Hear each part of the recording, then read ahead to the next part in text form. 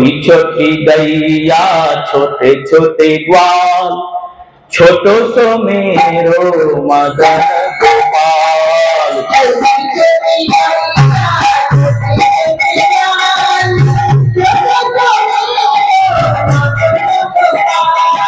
छोटी छोटी गैया छोटे छोटे ग्वाल, छोटो सो मेरो मदन गोपाल।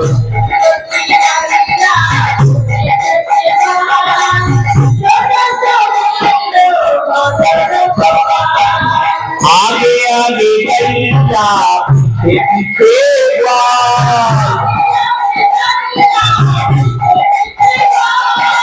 आगे आगे गैया पीछे ग्वाल। बीच में मेरो मदन गोपाल, छोटी छोटी गैया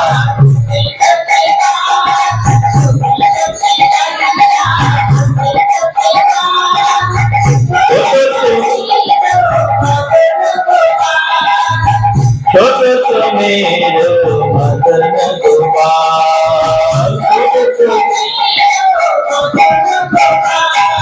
काली काली गैया गोरे गोरे ग्वाल, काली काली गैया गोरे गोरे ग्वाल।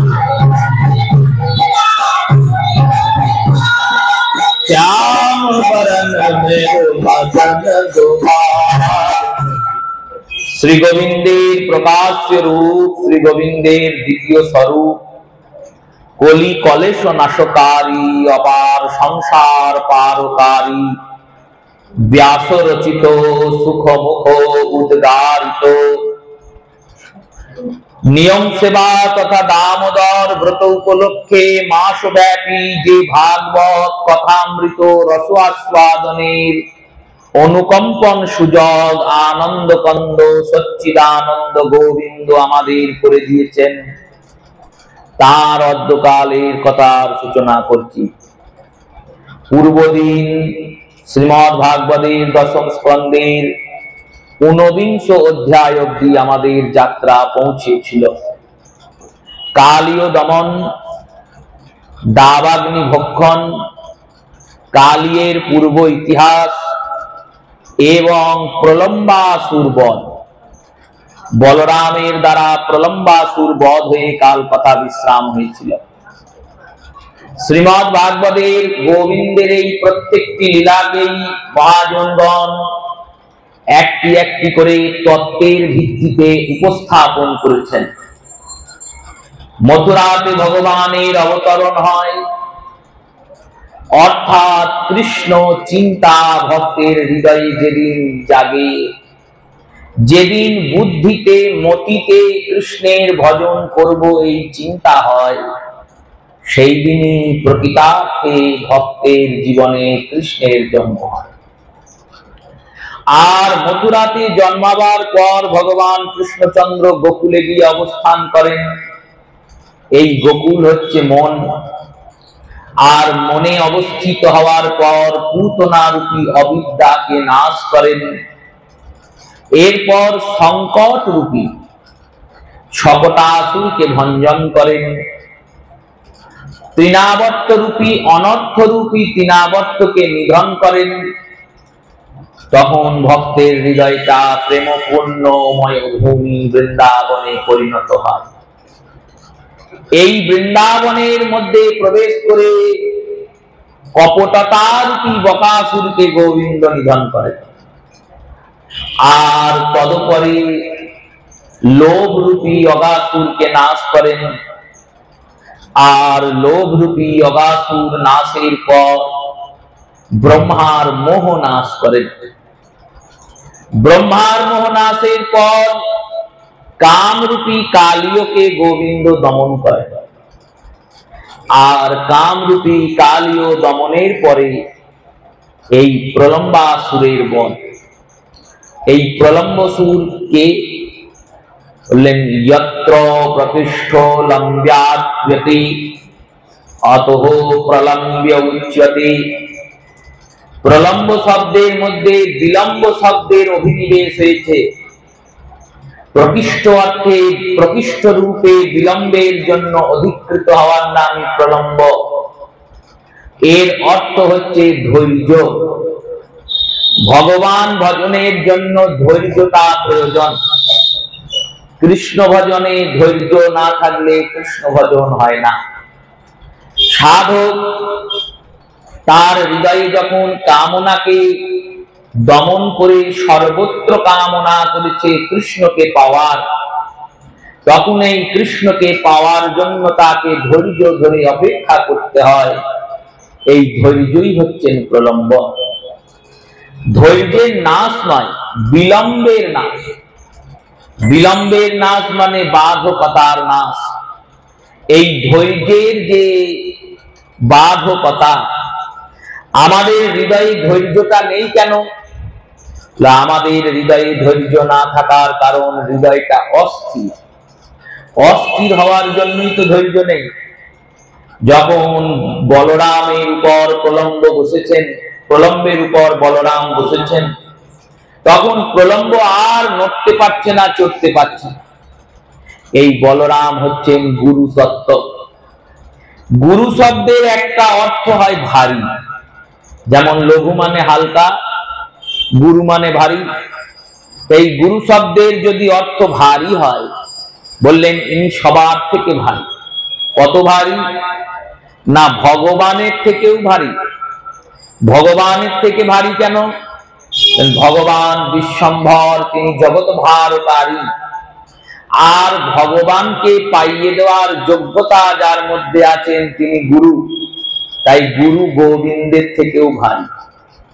আর এই ভাররূপী গুরুদেব যখন তোমার শিরের মধ্যে অবস্থান করবেন, তখন প্রলম্বাসুর যেমন আর নড়তে পারেনি, তেমন তোমার মনটাও আর এদিক ওদিকে যাবে না, কৃষ্ণ চরণেই যাবে।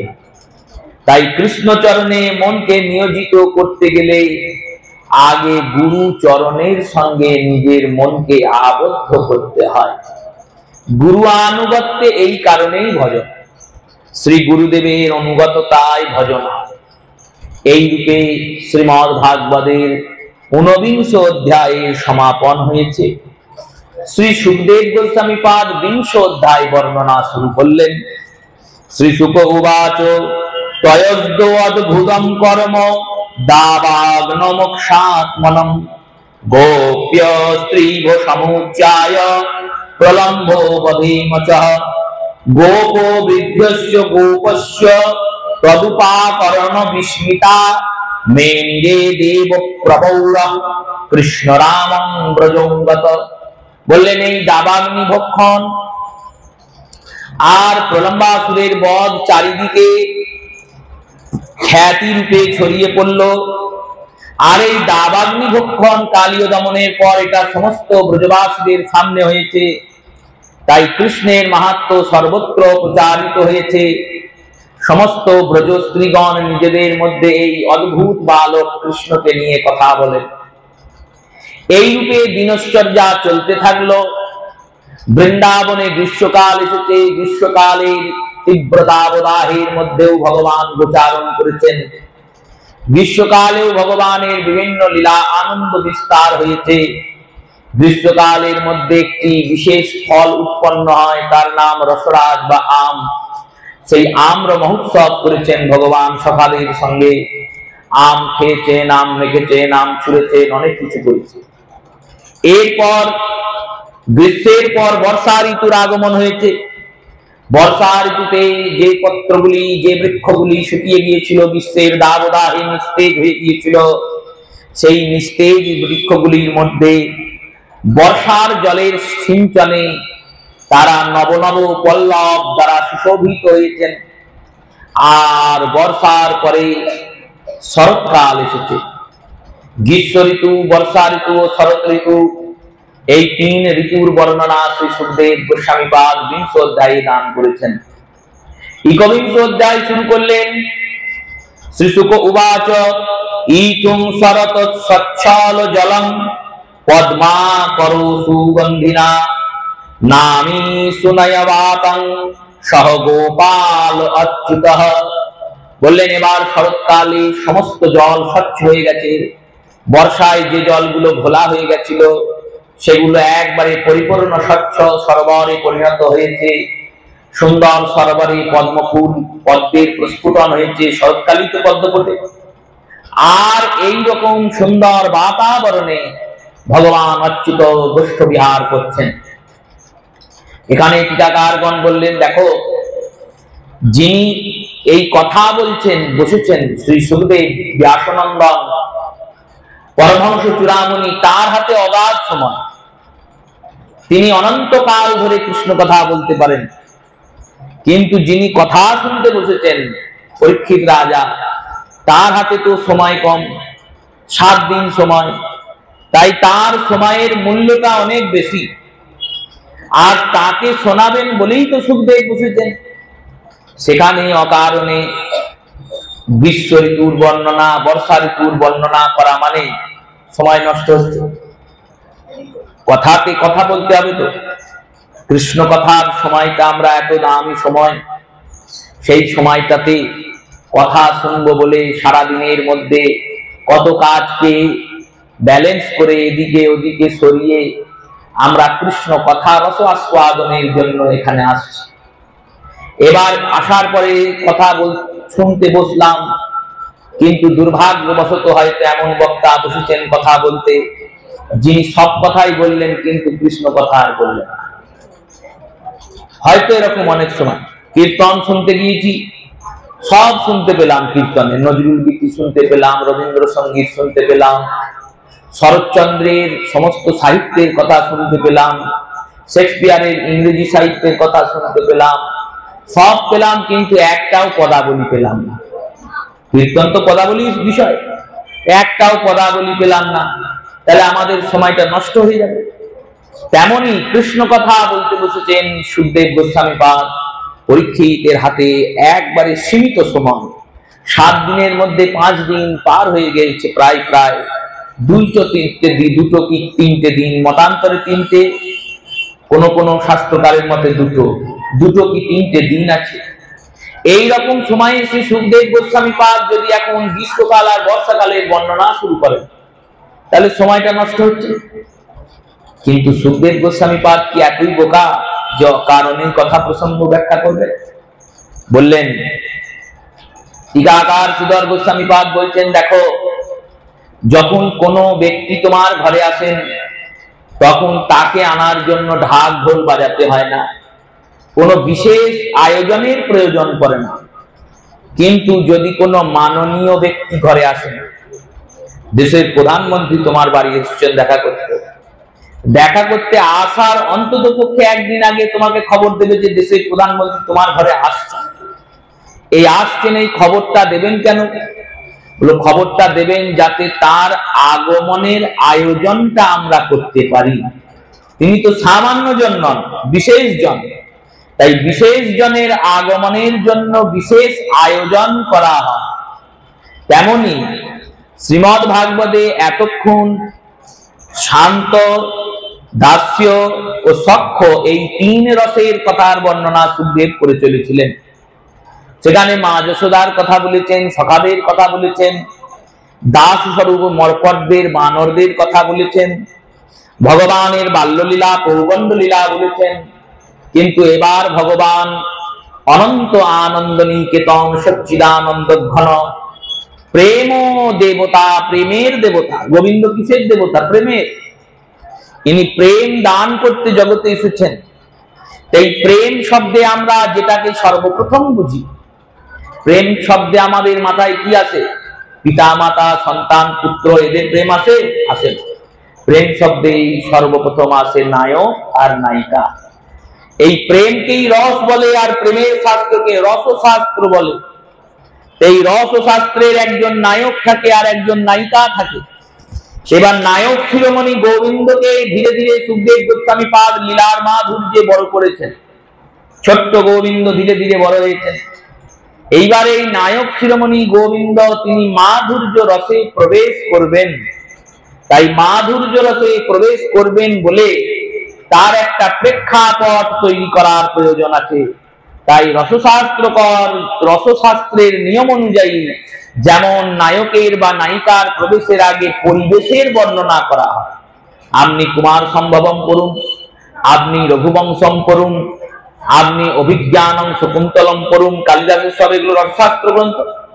তো এই সমস্ত গ্রন্থে সেখানে নায়ক বা নায়িকা প্রবেশ করছেন, তার আগে একটা পরিবেশের বর্ণনা হয় যে এই পরিবেশের মধ্যে নায়ক নায়িকা এই কর্ম করছে। তেমনি ভগবান মাধুর্য রসে প্রবেশ করবেন, তাই ভগবানের প্রবেশের আগে যে পরিবেশ এই মাধুর্য রস পরিবেশিত হবে সেই বৃন্দাবনের পরিবেশটা বর্ণনা করছেন। বৃন্দাবন রূপী ভক্ত হৃদয় বৃন্দাবনে তো আর কোনো বিপদ নাই, কারণ অবিদ্যারূপী পুতনা নাশ হয়ে গেছে, লোভরূপী অগাসুরকে ভগবান বধ করে দিয়েছেন,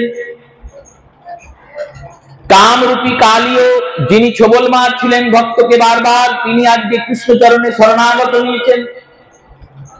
ধৈর্য ধরে ভক্ত সেই কুঞ্জ নিকুঞ্জেশ্বরী শ্রীমতী রাধারানী চিন্তনে মগ্ন, তাই বিশেষ জনস্বরূপ শ্রীমতী রাধারানীর আগমন হবে বলে এত সুন্দর পরিবেশ সাজাচ্ছেন সুখদেব।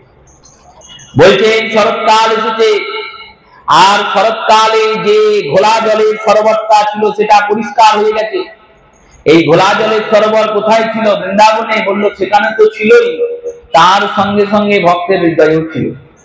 ভক্তের হৃদয়ে কাম ক্রোধ লোভ মোহ মদ মাৎসর্য রূপী যে বিকারের সরোবরটি ছিল, মনের মধ্যে যে বিকারগুলি ছিল, এখনো সংসারের জ্বালা, সংসারের টান, সংসারের আকর্ষণ, বিষয় আকর্ষণ এখনো তাকে একবার একবার করে টানছিল, সেই সমস্ত টানটা শ্রীমতী রাধারানীর কৃপাতে একবারে স্বচ্ছ নির্মল হয়ে গেছে। আর নির্মল সরোবরে মধুরূপী মধুকর রূপী পদ্মের উৎপাদন হয়েছে, আর সেই ভক্তি পদ্মের উপর স্বয়ং গোবিন্দ মধুকর রূপে গিয়ে গুঞ্জন করছে। এই বৃন্দাবনের পরিবেশ, সেখানে স্নিগ্ধ বাতাবরণ, সেখানে কোনো অশান্তির পরিবেশ নাই, সেখানে কোনো ভয় নাই, সেখানে কোনো শোক নাই, সেখানে কোনো তাপ নাই। ভক্ত ধৈর্য ধরে বসে আছেন, গোবিন্দ নায়ক শিরোমণি তিনি যাবেন, আর নায়িকা শিরোমণি রাধারানী তিনি দেখবেন। এই পরিবেশ আপনারা প্রাতকালে ভগবানের উত্থান কীর্তন শুনবেন, সেখানে দুটো তিনটে কীর্তন আছে পরপর ভগবানের উত্থানের। সেই দুটো তিনটে কীর্তনের মধ্যে একটা কীর্তন আছে পরিবেশ বর্ণন কীর্তন। এই পরিবেশ বর্ণন কীর্তনটা কেমন না, দশদিশ নির্মল ভেল পরকাশ, সখীগণ মনে উঠয়ে তরাস, আমরে কোকিল ডাকে কদম্বে ময়ূর, ডালিমে বসিয়া সুখ বলয়ে মধুর। এই যে প্রত্যেক গাছে গাছে পাখিগুলো ডাকছে, এগুলো কি বলার প্রয়োজন আছে? গোবিন্দ আর রাধারানী উঠবেন ভোরবেলায়, সেখানে তো এগুলো বলার প্রয়োজন নেই। বললেন না, এটা পরিবেশ বলছে। কুঞ্জের পরিবেশ কেমন? আমরয়ে বসে কোকিল ডাকছে, কোকিল কি সুমধুর পাখি, সেই সুমধুর পাখিটা বসেছে কোথায়? সুমধুর পাখিটা গিয়ে বসেছেন সুকণ্ঠী পক্ষী, সেই সুকণ্ঠী পক্ষীটি বসেছেন আম্র বৃক্ষে। আম্র বৃক্ষ, আম মানে রসরাজ বৃক্ষ, আম হচ্ছে রসের রাজা, তাই রসরাজ বৃক্ষ যেমন আম, তেমনি গোবিন্দ স্বয়ং রসরাজ। যদি বসতেই হয় তাহলে কৃষ্ণ চরণে, কৃষ্ণের শাখা প্রশাখায় গিয়ে বসতে হয়, কোকিলের মতো গিয়ে ডাকতে হয়। কোকিলের তো বদন আছে, তাতে নাম উচ্চারণের ক্ষমতা নেই, তাই তিনি যেমন উচ্চারণ করতে পারেন তেমন ভাবে গোবিন্দকে ডাকছে। ভোরবেলায় পাখিরাও গোবিন্দকে ডাকে, মানুষ তো ডাকবেই। ব্রহ্ম মুহূর্ত ভগবানের ভজনের সময় মানুষের আগে আগে পশু পাখিরা গিয়ে কৃষ্ণ রাধারানী আর গোবিন্দের গুণগান করে। সেই রূপে শরৎকালের আগমন হয়েছে। শ্রী সুখদেব গোস্বামী পাদ বললেন, এই শরৎকালে ভগবান গোচারণ করতে বেরুচ্ছেন। আর গোচারণ করতে কেমন করে বেরুচ্ছেন না, তদোব্রজ স্ত্রিয়াস্মৃতা বেণুগীতম স্মরেদয়ম, কশ্চিদোনো পরক্ষ কৃষ্ণং সদদিস্যবয়রনিশম। ভগবান সুন্দর সাজগোজ করে বাঁশি বাজাতে বাজাতে বেরুচ্ছে। ভগবান কৃষ্ণ কি আজই বাঁশি বাজাচ্ছেন, এর আগে বাঁশি বাজাননি? বললো না না, এর আগে বাজিয়েছেন, সুখদেবও জানেন বাজিয়েছেন, কিন্তু সুখদেব বর্ণনা করেননি, আজকে বর্ণনা করছেন। কেন? বললেন এই বংশীর প্রয়োজন মাধুর্য লীলাতে। তাই মাধুর্য লীলায় ভগবান যাচ্ছেন বলে এই বাঁশি বাজাতে বাজাতে যাচ্ছেন। আর ব্রজস্ত্রীরা এই বংশীধ্বনি শুনে দাঁড়িয়ে অপেক্ষা করছেন কখন সেই বাঁশুরিয়াকে দেখতে পাবো। গোবিন্দ যাচ্ছেন, কেমন করে যাচ্ছেন আমরা একটু শ্রবণ করি, তারপর কথাকে আমরা অগ্রসর করব।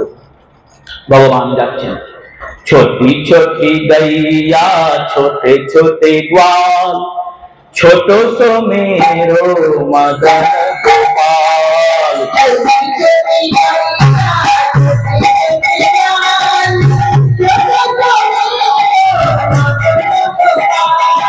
छोटी छोटी गैया छोटे छोटे ग्वाल, छोटो सो मेरो मदन गोपाल।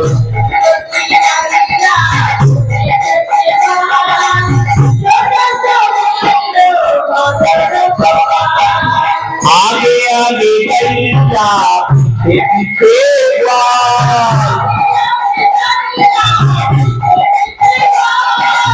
आगे आगे गैया पीछे ग्वाल।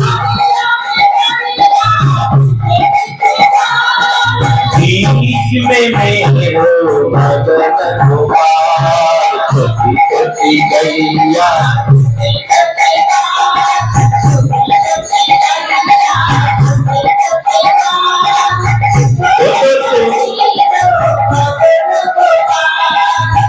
छोटो सो मेरो मदन गोपाल। काली काली गैया गोरे गोरे ग्वाल, काली काली गैया गोरे गोरे ग्वाल। श्याम बरन मेरो मदन गोपाल, छोटी छोटी गैया छोटे छोटे ग्वाल, छोटो सो मेरो मदन गोपाल।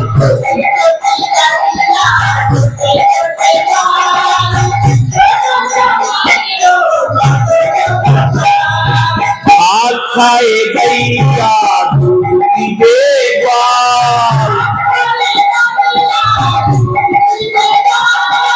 हाथ खाए गैया दूध पीवे ग्वाल।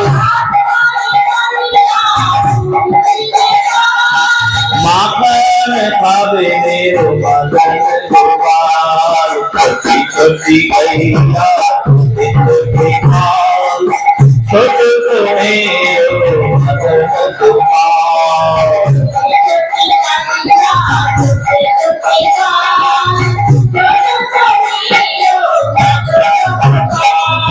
छोटी छोटी पक्षिया मधुबन बाल, छोटी छोटी लकुटी छोटे छोटे हाथ, ये छोटी छोटी लकुटी छोटे छोटे हाथ। बंसी बजाए मेरो मदन गोपाल, छोटी गैया छोटे छोटे ग्वाल, छोटो सो मेरो मदन गोपाल।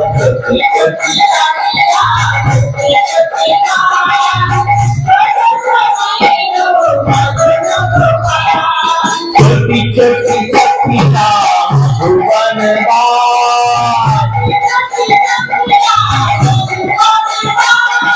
छोटी छोटी पक्षिया मधुबन बाल। रात रचाए मेरो मदन गोपाल, रात रचाए छोटी गैया छोटे छोटे ग्वाल, छोटो सो मेरो मदन गोपाल।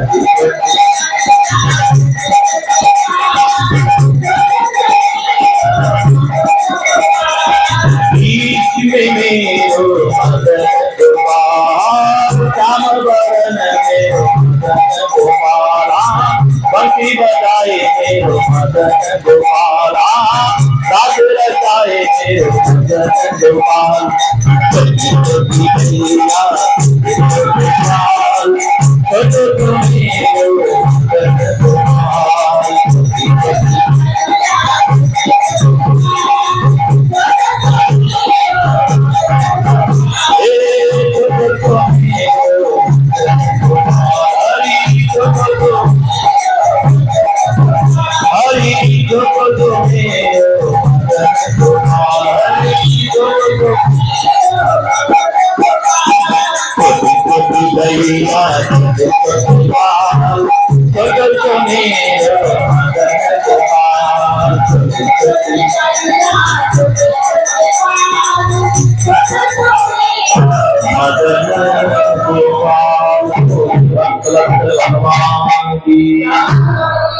भगवान श्री गोविंद गोचारणे चललेन, आगे आगे गैया, पीछे पीछे ग्वाल, सामने गरुड़ा जाच्छे, छोट्ट छोट्ट गरु, कारण भगवान एखोनो बाछुर चरान, एखोनो गोचारণের दायित्व गोविंद पानনি।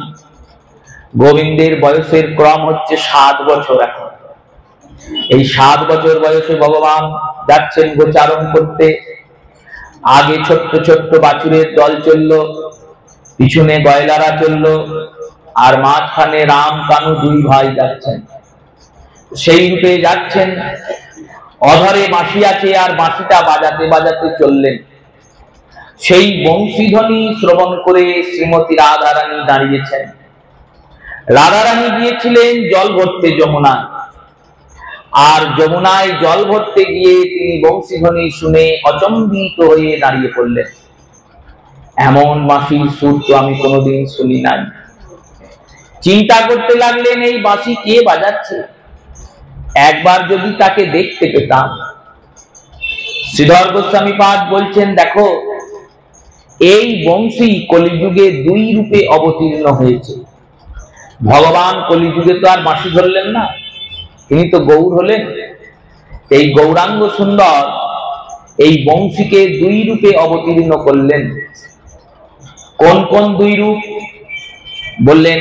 একটি রূপ হলো কলিযুগে শ্রীকৃষ্ণ চৈতন্য অবতার, খেলিবার প্রবন্ধে করিলেন খোল করতাল। এই খোল আর করতাল এটা হলো একটা রূপ বংশী। এই খোল করতাল বাজছে মানে ভগবান বাঁশি বাজাচ্ছেন। ভগবান বাঁশি বাজিয়ে যেমন গাভীদের ডাকছেন, ভক্তদের ডাকছেন, গোপীদের ডাকছেন, তেমনি কলিযুগের পাবন অবতার গৌরাঙ্গ সুন্দর তিনি খোল আর করতাল বাজিয়ে কলিযুগবাসীদের ডাকছেন কৃপা দান করবেন বলে। আর দ্বিতীয় অবতার কি? আমাদের গৌরবঙ্গে নয় আমরা খোল করতাল দেখছি, দর্শন হচ্ছে, গৌরবঙ্গের গৌরীয়গণ তারা নাম সংকীর্তন করছেন, কিন্তু ভারতের অন্যান্য ভূখণ্ডে তো আর খোল করতাল দেখতে পাবেন না। সেখানে ভগবানের এই অবতার বংশীর অবতার, সেই বংশীর অবতারটিকে বললেন ভগবানের এই অমৃতময় কথাই হচ্ছে ভগবানের বংশীর অবতার। যেমন বাঁশি বাজিয়ে গোবিন্দ সবাইকে ডাকছেন, তেমনি কলিযুগে কথার দ্বারা গোবিন্দ সবার চিত্তকে আকর্ষণ করে কৃপা দান করার জন্য আমন্ত্রণ জানাচ্ছেন। এই কৃষ্ণ কথাই বংশী স্বরূপ। ভগবান বাঁশি বাজাতে বাজাতে চললেন। গাভীরা সেই বাঁশির সুরে নাচতে নাচতে গোচারণে চলল।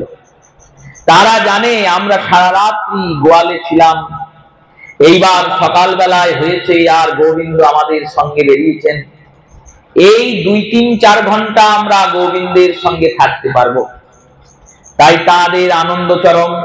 তারা বাছুরির দল, সেই বাছুর বাছুরি তারা কৃষ্ণচন্দ্রের সঙ্গে আনন্দ করতে করতে যাচ্ছেন। পিছনে সখারাও আনন্দ করতে করতে যাচ্ছে। তারাও জানে আমরা এই কিছুক্ষণই গোবিন্দের সঙ্গে থাকতে পারবো। সন্ধ্যাবেলায় গোবিন্দ যখন ঢুকে যাবেন বাড়িতে, মা যশোদা কোলে করে গোবিন্দকে নিয়ে নেবেন, তখন তো আর আমরা কৃষ্ণ সঙ্গ পাবো না। তাই কৃষ্ণ সঙ্গের মাহাত্ম্যতা জানেন বলে তারা কৃষ্ণের সঙ্গে যাচ্ছেন বলে আনন্দ করতে করতে যাচ্ছেন। পদলীলা কীর্তনে দুটি গোষ্ঠের বর্ণনা হয়, একটি পূর্ব গোষ্ঠ আর একটা উত্তর গোষ্ঠ। পূর্ব গোষ্ঠ কোনটা? বলেন পূর্ব গোষ্ঠ হয় যেটা ভোগারতির আগে হয়, দিনের বেলা, মানে গোবিন্দ গোষ্ঠে যাচ্ছেন, তাকে সাজানো গোষ্ঠও বলে, গোবিন্দকে সাজানো হয় গোষ্ঠের জন্য। আর উত্তর গোষ্ঠ হচ্ছে অপরাহ্ন কালে হয়, বিকাল বেলায়, যখন ভগবান ফিরছেন। এই পূর্ব গোষ্ঠ আর উত্তর গোষ্ঠের মধ্যে পার্থক্য আছে একটু। পূর্ব গোষ্ঠে গোবিন্দ যখন গোচারণে যান তখন সবাই একবারে রেডি হয়ে চলে আসে, সকারা রেডি, গরুরা রেডি, সবাই রেডি, একবারে প্রস্তুত হয়ে আসে। আর উত্তর গোষ্ঠের ক্ষেত্রে কি হয় বলল, উত্তর গোষ্ঠের ক্ষেত্রে ভগবানকে বাঁশি বাজিয়ে সবাইকে আগে জড়ো করতে হয়, তারপর ভগবান ফেরেন। এইটা উত্তর গোষ্ঠের নিয়ম। কেন এরকম হয়? পূর্ব গোষ্ঠে তারা তো যাচ্ছেন গোবিন্দের সঙ্গে গোচারণে, তাই তাদের আনন্দ চরম, তাই আগে থেকেই প্রস্তুত হয়ে চলে এসেছে। আর উত্তর গোষ্ঠের সময় তারা গোচারণ করছিলেন, গরুগুলো চড়ছিল, তারা ভাবছে সূর্যদেব যদি একটু বেশিক্ষণ দাঁড়ায় তাহলে আরেকটুক্ষণ সময় আমরা ভগবানের সঙ্গে থাকতে পারবো, তাই অনেক দূরে দূরে থাকে, ভগবানকে সবাইকে জড়ো করে আনতে হবে। সেই রূপে এই যে লীলার বর্ণনা করছেন শ্রী সুখদেব, এটা পূর্ব গোষ্ঠের লীলা, গোবিন্দ গোচারণে যাচ্ছেন। আর এই লীলার নাম হচ্ছে রাধারানীর পূর্বরাগ। এর উপর ভিত্তি করেই গীত গোবিন্দমে জয়দেব রাধারানীর পূর্বরাগ রচনা করেছেন। তার উপর ভিত্তি করেই সমস্ত পদকর্তাগণ, যত পদকর্তা আছে অধিকাংশ 100 জনের মধ্যে হয়তো 98-99 জন রাধারানীর পূর্বরাগ দিয়েছেন। এর উপর ভিত্তি করেই রূপের বর্ণনা হয়েছে, ভগবানের যে রূপ মাহাত্ম্য বর্ণনা, এই শ্লোকগুলির উপর ভিত্তি করেই রচনা হয়েছে। সেই সমস্ত রূপপদ, পূর্বরাগের পদ, এই সমস্ত পদের উৎস হচ্ছেন শ্রীমদ্ ভাগবত। এই ভাগবতের গোপীদের মধ্যে কোনো এক গোপী হচ্ছেন রাধারানী। যেখানে যেখানে সুখদেব কোনো এক গোপী বলবেন, যেখানে যেখানে সুখদেব গোপী শ্রেষ্ঠা বলে উল্লেখ করবেন, যেখানে যেখানে সুখদেব অনয়ারাধিকা সমস্ত আরাধনাকারীদের মধ্যে শ্রেষ্ঠ বলবেন, সেখানে সেখানে জানতে হবে রাধারানীর নামই তিনি পরোক্ষ ভাবে বলছেন। কারণ রাধারানী সুখদেব গোস্বামী পাদের গুরুদেব, গুরুদেবের নাম সরাসরি করতে নেই, তাই শ্রী সুখদেব গোস্বামী পাদ রাধারানীর নাম না করে রাধারানীকে পরোক্ষ ভাবে ব্যক্ত করছে। আবার কোন কোন মহাজন বলছেন না না, রাধা নামের মধ্যে এমন রস আছে যে সুখদেব গোস্বামী পাদ যেই রাধা বলবেন অমনি সুখদেব গোস্বামী সমাধিস্থ হয়ে যাবেন। এই সমাধিস্থ যেই হয়ে যাবেন, কবে সমাধি ভাঙবে কেউ জানে না, তাই সমাধিস্থ হয়ে যাবেন বলে ভয়ে তিনি একবারও রাধা নাম উচ্চারণ করলেন না। যদি সমাধিস্থ হয়ে যান আর যদি কথা শোনার দিন শেষ হয়ে যায় পরীক্ষিত তো তক্ষক দংশনে মারা যাবে। তাই শ্রীমতী রাধারানীর নাম না করে রাধারানীকে পরোক্ষ ভাবে বর্ণনা করছেন। রাধারানী এসেছিলেন যমুনার জল আনতে, এক কাকে কুম্ভ করি যমুনায় জল ভরি, চলিল চলিল ধনী রায় যমুনার পাশেতে, কৃষ্ণ দর্শনতে গোবিন্দ বংশী বাজায়। রাধারানী যাচ্ছেন এক কাকে কুম্ভ করি যমুনায় জল ভরি, কাকে কুম্ভ নিয়ে জল ভরতে। এই জল ভরতে যাচ্ছেন কেন? বললেন সংসারে লাগবে জল, সেই জন্য ভরতে যাচ্ছে। যমুনার জল অতি মিষ্ট জল, অতি সুস্বাদু জল, প্রবাহ তরঙ্গে তরঙ্গিত। তখন তো আর এইরকম এখনকার মতো যমুনা দূষিত হয়ে যাননি। এখন তো যমুনার উপর বিভিন্ন ড্যাম নির্মাণ করে যত রকমের ময়লা আবর্জনার জল যমুনাতে বিসর্জন করা হচ্ছে। শুদ্ধ যমুনা তো, সেই শুদ্ধ পরিমার্জিত যমুনার জল ব্রজবাসীদের পিপাসা নিবারণ করে, মিষ্ট জল ব্রজবাসীদের আনন্দ দান করে। এই রূপে জল ভরতে যাচ্ছেন। যখন জল ভরতে যাচ্ছেন তখন বাঁশির ধ্বনি শুনতে পেয়েছেন। কুম্ভটা কাঁধ থেকে পড়ে গেছে, আর পড়ে ভেঙে গেছে মাটির কলসি। মাটির কলসি ভেঙে গেছে। রাধারানী চিন্তা করছেন, ভেঙে গেছে গেছে, যে বাঁশি বাজাচ্ছে তাকে একবার দেখবো, তারপরেই যাব। কিন্তু আবার ভাবছেন, আমি কুলের রমণী, আমি একজন রাজার মেয়ে, সামান্য রানী তো নয়, রাজার মেয়ে, বিশ্ববান রাজার মেয়ে। আমি যদি গিয়ে ওই রকম রাস্তায় দাঁড়িয়ে থাকি একটা ছেলেকে দেখবো বলে, বা একটা মেয়েকে দেখবো বলে, কে বাঁশি বাজাচ্ছে জানেন না? বাঁশি বাজছে এটা জানেন, কে বাজাচ্ছে? ছেলে বাজাচ্ছে না মেয়ে বাজাচ্ছে? শিশু বাজাচ্ছে না কিশোর বাজাচ্ছে, না বৃদ্ধ বাজাচ্ছে, না বৃদ্ধা বাজাচ্ছে, ব্রাহ্মণ ক্ষত্রিয় বৈশ্য শূদ্র, কে বাজাচ্ছে তো জানা নাই। তাই এরকম করে যদি রাস্তায় হাঁ করে দাঁড়িয়ে থাকি কৌতূহল বশত, আর সেই বেটা যদি এসে দেখে, লোকে আমায় কলঙ্ক দেবে, বলবে দেখো লাজ লজ্জা কিছুই নেই, সম্ভ্রম নারীদের গহনা, সেই সম্ভ্রম ত্যাগ করে এই রকম হাঁ করে দাঁড়িয়ে আছে একটা ছেলেকে দেখবে বলে। এবার এটা তো দাপর যুগের কথা, কলি যুগের হলে কোনো ব্যাপার ছিল না। যাই হোক, দাপর যুগের কথা এটা। এই যুগে ওই যুগের তো এইরকমই নিয়ম ছিল। সেই রূপ শ্রীমতী রাধারানী চিন্তা করছেন, দেখতেও হবে, আর দেখতে হবে হবে তার সঙ্গে সঙ্গে আমি তাকে যে দেখছি সেটা তাকে জানতে দিলে হবে না। উপায় কি? চিন্তন করলেন, একটা গাছের পিছনে থেকে যদি আড়াল হয়ে আমি দেখি, তাহলে সে আমায় দেখতে পাবে না, কিন্তু আমি তাকে দেখতে পাবো। এই চিন্তা করে একটা তমাল বৃক্ষের পিছনে গিয়ে দাঁড়িয়েছে। আর তমাল বৃক্ষের পিছনে দাঁড়িয়ে ওই বংশীধ্বনি যেদিক দিয়ে আসছে সেই দিকে নয়নপল্লব উন্মোচন করে খুলে বসে আছেন। কখন সেই বাঁশুরিয়াকে দেখতে পাবো। দেখলেন এক দল বাছুর নাচতে নাচতে, লাফাতে লাফাতে, ধুলো ওড়াতে ওড়াতে এলো। আর বাছুরের পিছনে দুটো বালক আছে, একজনের রং কালো আর একজনের রং গৌর, একজন কৃষ্ণবর্ণ একজন গৌরবর্ণ। দুজন দুজনার গলায় জড়িয়ে ধরে আছে। যে কৃষ্ণবর্ণ সে গৌরবর্ণের গলা জড়িয়ে ধরে আছে, আর যে গৌরবর্ণ সে আবার কৃষ্ণবর্ণের গলা জড়িয়ে ধরে আছে। আর এইভাবে জড়াজড়ি করে দুজনে নৃত্য করতে করতে, নাচ করতে করতে, হেলতে দুলতে, আনন্দ করতে করতে যাচ্ছে। আর এদের পিছনে যারা আছেন তারা এনাদেরই জয়গান করতে করতে যাচ্ছে। এবার যে কৃষ্ণবর্ণের বালক, সে তার হাতে বাঁশি আছে। বাঁশি আছে আছে, বাঁশিটা কিন্তু সামান্য ভাবে বাজাচ্ছেন না। সাধারণ লোক দুই ভাবে বাঁশি বাজান। একটা বাঁশি হয় আর বাঁশি, মানে হাত দুটোকে এইভাবে নিয়ে যেভাবে গোবিন্দ বাজান। আর একটা সোজা বাঁশি হয়, সেটা সানাইয়ের মতো দেখতে, এই ফু দ্বারা নির্মিত বাদ্য বাঁশি, এর থেকেই তো সানাই এসেছে। সেই বাঁশি সোজা ভাবে বাজানো হয়।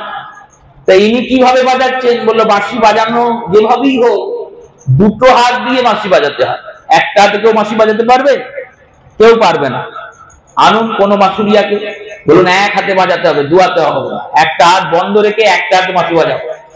কি করে বাজাবে? বাজবে না। এইবার গোবিন্দ বাঁশি বাজাচ্ছেন কেমন?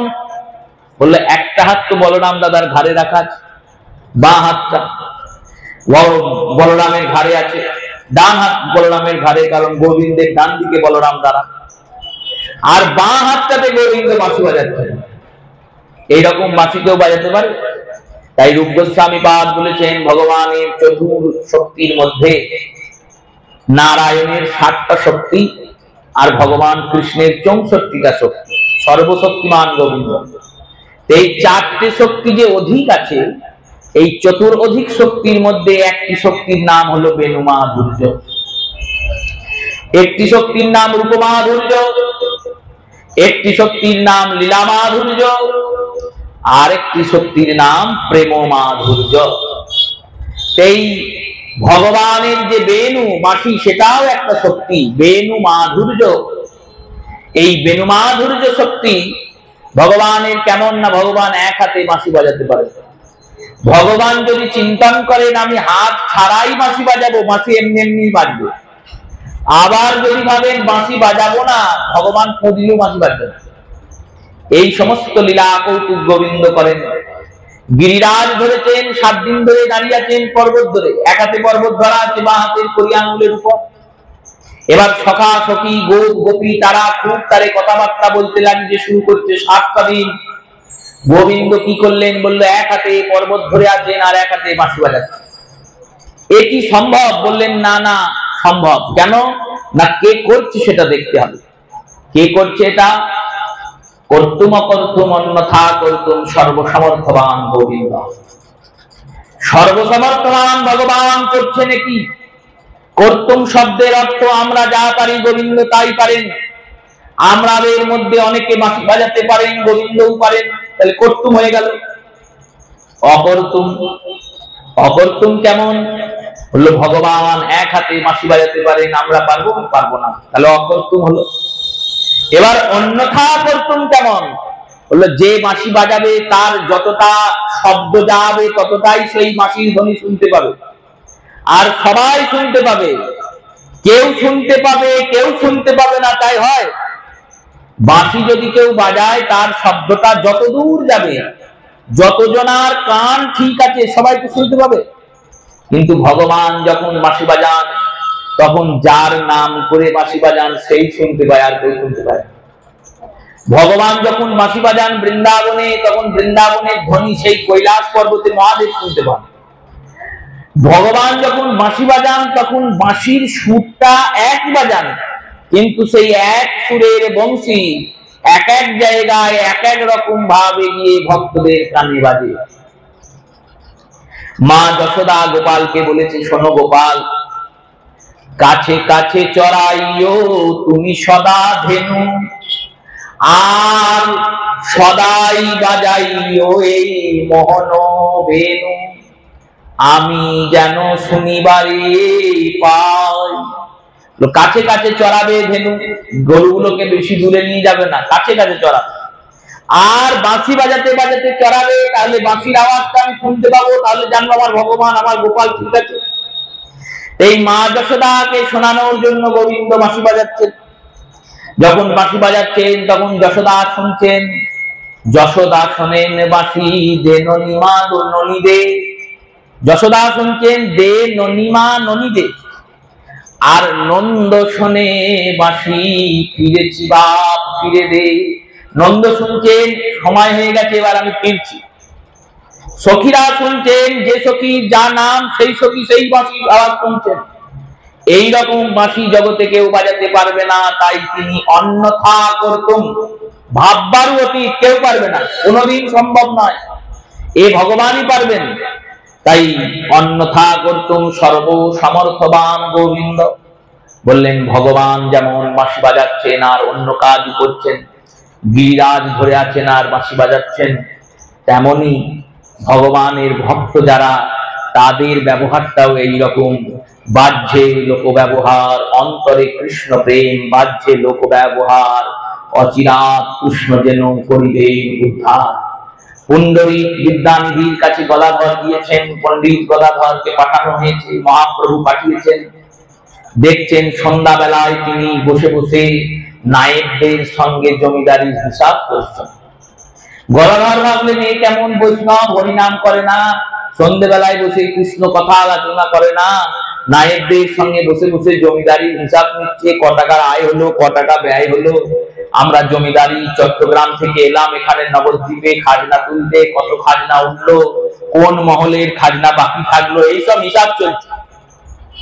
মুকুন্দ বললেন দেখো, নারকলের ভিতরটা যতটা শক্ত হয়, বাইরেটা যতটা শক্ত হয়, ভিতরটা ততটাই নরম। বাইরের ওই শক্ত আবরণ দেখে যদি কেউ ভাবে নারকলটা নিরস, নারকলে কোনো রস নাই, সে যেমন মূর্খামি করবে, তেমনই বৈষ্ণবের বাহ্য ব্যবহার দেখে অন্তরের কৃষ্ণ প্রেমকে তুমি ধরতে পারবে না। যেই ভাগবতের শ্লোক বলেছেন, এই শ্লোকটি বলেছেন যেটি আমরা আলোচনা করব, সেই সঙ্গে পুণ্ডরীক বিদ্যানিধি তার আসন থেকে লাফ মেরে ভূমিতে পড়েছেন, আর কাঁদতে কাঁদতে বলছেন, কে বললি আবার বল, আমাকে তো কেউ কৃষ্ণ কথা শোনায় না, বিষয় বিষয়ে আমি সদা নিমজ্জিত হয়ে আছি, আমায় কৃপা করে কৃষ্ণ কথা শোনা। এই হচ্ছে ভগবানের ভক্ত।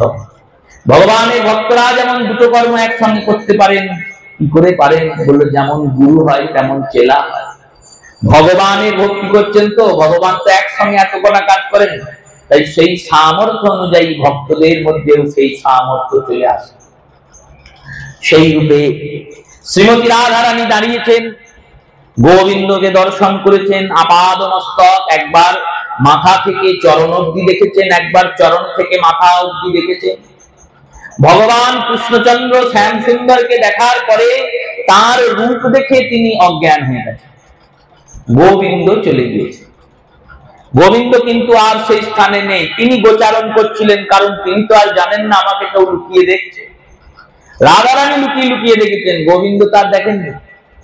তাই গোবিন্দ নিজ জায়গায় চলে গিয়েছেন। সুখদেব বলছেন ওই গোপীকে, ওই রাধারানীকে সখীরা এসে তুলেছে, তুলে বসিয়েছে, বসিয়ে জিজ্ঞেস করছেন, হ্যাঁ রে সখী, তুই কি এমন দেখেছিস যে অজ্ঞান হয়ে গেলি?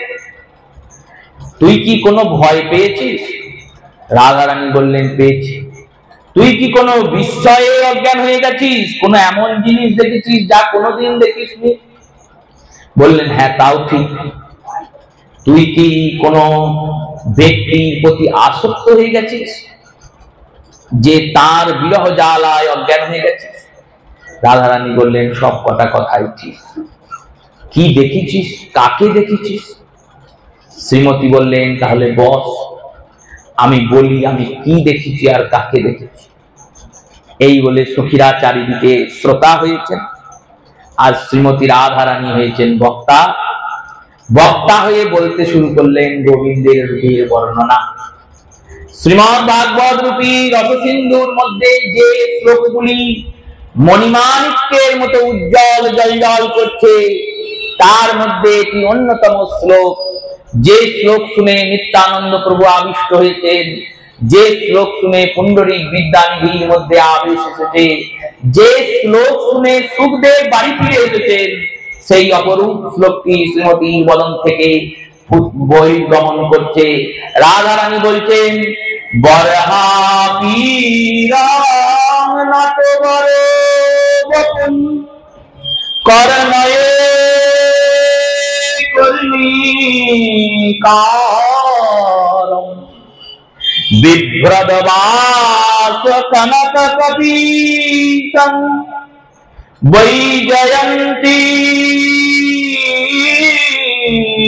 মালম রন্ধ্রান বেণু অধর সুধাই পুরায়ণ গোপ বৃন্দয়ে বৃন্দারণ্যং সপদো রমণম প্রাবিশাদ গীত কীর্তি। শ্রী রাধারানী শ্রীমতী বললেন, দেখো, বরহা বীরং নটবর বপুং করণয় কর্ণিকারম। বরহা বীরং, মাথায় ময়ূরের পুচ্ছ আছে তার, নটবর বপুং, আর নাচতে নাচতে যাচ্ছে, হেলতে দুলতে, হেঁটে যাচ্ছে না, নাচতে নাচতে যাচ্ছে। দেহটা কেমন না, নটবর বপুং, নিত্যরত দেহ। করণয় কর্ণিকারম, করণয় কর্ণিকারম, দুই কানে একটা কর্ণিকা ফুল গোজা। করণয় কর্ণিকারম বিভ্রদবাস, উজ্জ্বল বসন, কেমন? কনক কপীশং, সোনার মতো উজ্জ্বল, স্বর্ণের মতো রং। বৈজয়ন্তীশ্চ মালম, আর গলাতে বৈজয়ন্তী নামক মালা পরে আছে। রন্ধ্রান বেণু অধর সুধাই, হাতে একটা বাঁশি আছে, সেই বাঁশিতে অনেক ছিদ্র আছে। সেই অনেক ছিদ্রযুক্ত বাঁশিটিকে তিনি অধরের সুধা দ্বারা সিঞ্চন করছেন। অধর সুধা ওই পুরায়ণ, পূর্ণ করছেন। গোপ বৃন্দয়ে, আর তার আগে পিছনে অনেক গয়লা আছেন, গোপগণ আছেন। বৃন্দারণ্যং সপদ রমণম, আর এই বৃন্দাবনে তিনি নিজের পায়ে হেঁটে হেঁটে ঘুরে বেড়াচ্ছেন। প্রাবিশাদ গীত কীর্তি, আর গোপগণ তার জয় গুণগান করছে। এই শ্লোকটির আস্বাদনে সর্বপ্রথম যে শব্দটি এসেছে সেটি হচ্ছে বরহা পীরং। বরহাব শব্দের অর্থ ময়ূরের পাখা, আর পীরং শব্দের অর্থ চূড়ার উপর গাঁথা। চূড়ার উপর গাঁথা ময়ূরের পাখা বা ময়ূরের পাখাকেই যিনি চূড়া করে ধারণ করেছেন তাকেই বরহা পীরং শব্দ দিয়ে যুক্ত করা হয়। ভগবান কৃষ্ণচন্দ্র ছাড়া কারুর মাথায় ময়ূরের পাখা শাস্ত্রসম্মত ভাবে দেওয়া যায় না।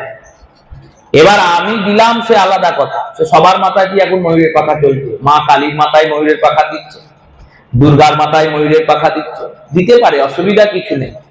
কিন্তু ময়ূরের পাখা বলতেই আমাদের সামনে যে চিত্রপটটা ভেসে ওঠে সেটা হলেন গোবিন্দ। যেমন জবা ফুল বললেই আমাদের সামনে মা কালী ভেসে ওঠেন, ধুতরা ফুল বললেই শিব ভেসে ওঠেন, তেমনি তুলসী পাতা বললেই ভগবান নারায়ণ ভেসে ওঠেন, তেমনি ময়ূরের পাখা বলতেই ভগবান কৃষ্ণচন্দ্রই আমাদের চোখের সামনে উজ্জ্বলিত হয়। কারণ ময়ূরের পাখা গোবিন্দই ধারণ করেন। ময়ূরের পাখা, এই ময়ূরের পাখাটা গোবিন্দ কেন ধারণ করলেন? এর উপরে ভিত্তি করে অনেক টিকাকার অনেক টিকা করেছেন। এই শরীরটা 28টা টিকা পড়েছে, 28টা টিকা এর উপরে আছে, তার বেশিও থাকতে পারে, কিন্তু 28টা মোটামুটি পড়া। তার মধ্যে কিছু কিছু অংশের আস্বাদন আমরা করব। বরহা পীরং, ময়ূরের পাখা। এই ময়ূরের পাখা ধরলেন কেন গোবিন্দ? বললেন ময়ূরের পাখা ধরার একটি কারণ হলো ময়ূরের পাখার মধ্যে সর্ববর্ণ উপস্থিত, সমস্ত রং এই ময়ূরের পাখার মধ্যে আছে। ভগবান ময়ূরের পাখা ধরে জগৎকে বলছেন, যেমন সর্ববর্ণময় ময়ূরপুচ্ছ আমি মস্তকে ধারণ করেছি, তেমন আমার ভক্ত যে বর্ণেরই হোক না কেন সেই ভক্তকেও আমি আমার মস্তকে ধারণ করব। ভক্তের বর্ণ হবে ক্ষত্রিয় নয়, ব্রাহ্মণ নয়, বৈশ্য নয়, শূদ্র, যে বর্ণেরই হোক, ভক্ত বলে তাকে আমি মাথায় করে রাখবো। তাই সর্ববর্ণময় ময়ূরের পাখা গোবিন্দ ধারণ করেছেন। আর একজন মহাজন বললেন, দেখো ময়ূরের পাখা গোবিন্দ ধারণ করেছেন এই কারণে, ময়ূরের পাখার সব থেকে সুন্দর বিষয়, ময়ূর এমন একটি প্রাণী যে প্রজনন প্রক্রিয়ার সময়ে সচরাচর শারীরিকভাবে মিলিত না হয়ে প্রজনন করে। তার সেইভাবেই ভগবান তো মাধুর্য রসে প্রবেশ করবেন। এবার এই মাধুর্য রসের মধ্যে নারী আর পুরুষ দুইজন দুজনের সঙ্গ করবে, কিন্তু এই সঙ্গটা দর্শন করে আমরা আমাদের সাংসারিক সঙ্গের চিন্তা করব। কিন্তু সাংসারিক সঙ্গ তো এটা নয়, এটা পরমার্থিক সঙ্গ, এটা প্রাকৃত সঙ্গ নয়, অপ্রাকৃত সঙ্গ। এই অপ্রাকৃত সঙ্গ বলে গোবিন্দের নাম হচ্ছে অপ্রাকৃত মদন। দুটো মদন আছে জগতে, মদন মানে কামদেব। এই কামদেব দুজন, এক হচ্ছেন প্রাকৃত মদন আর এক হচ্ছেন অপ্রাকৃত মদন। এই প্রাকৃত মদন সংসারের প্রত্যেক স্ত্রী পুরুষের মধ্যে বাস করেন, আর এনার দ্বারা সংসারের সৃষ্টি কার্য বংশ বিস্তার আদি হয়। এই ইনি হলেন প্রাকৃত মদন। আর ভগবান হচ্ছেন অপ্রাকৃত মদন। এই অপ্রাকৃত মদনের বাস কোথায়?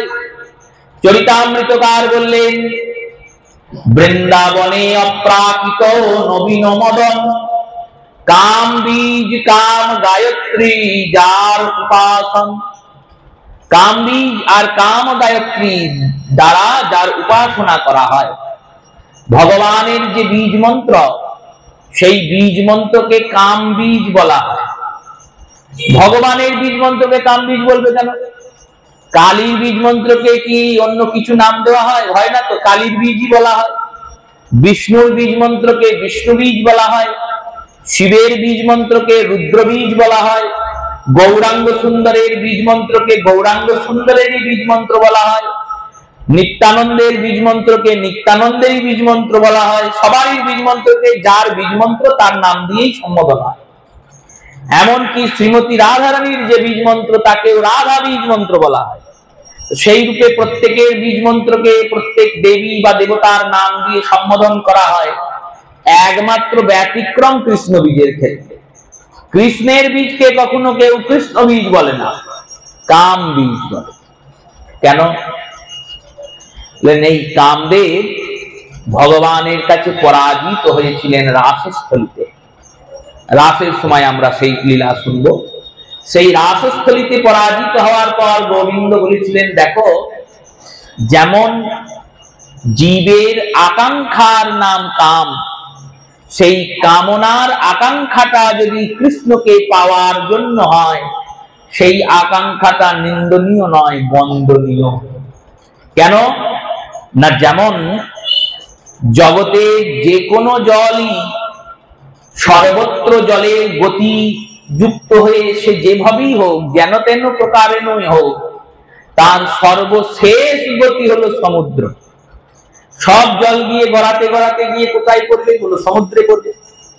এই সমুদ্রে যখন সে মিশে গেল, তখন তার পূর্বদোষ আর দেখা হয়।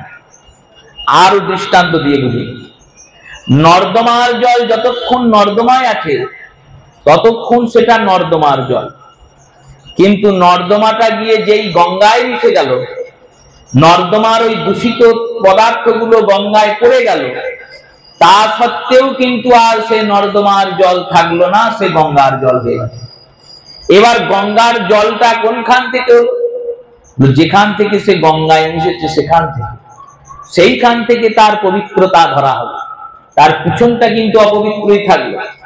ওই নর্দমা যেখান থেকে এসেছে সেটাকে কিন্তু পবিত্র ধরা হবে না, যেখানে গিয়ে গঙ্গায় মিশেছে সেই জায়গাটা পবিত্র। তেমনি জগতের সমস্ত কামনাই আমাকে নিচ দিকে নিয়ে যাবে, নিম্ন দিকে নিয়ে যাবে, পতিত করবে, কিন্তু একমাত্র কৃষ্ণ প্রাপ্তির কামনা আমাকে উচ্চ দিকে নিয়ে যাবে। এই কৃষ্ণ প্রাপ্তির কামনার যে মন্ত্র, সেই মন্ত্রই হচ্ছে কৃষ্ণের বীজ, তাই সেই বীজকে বলা হয় কাম বীজ।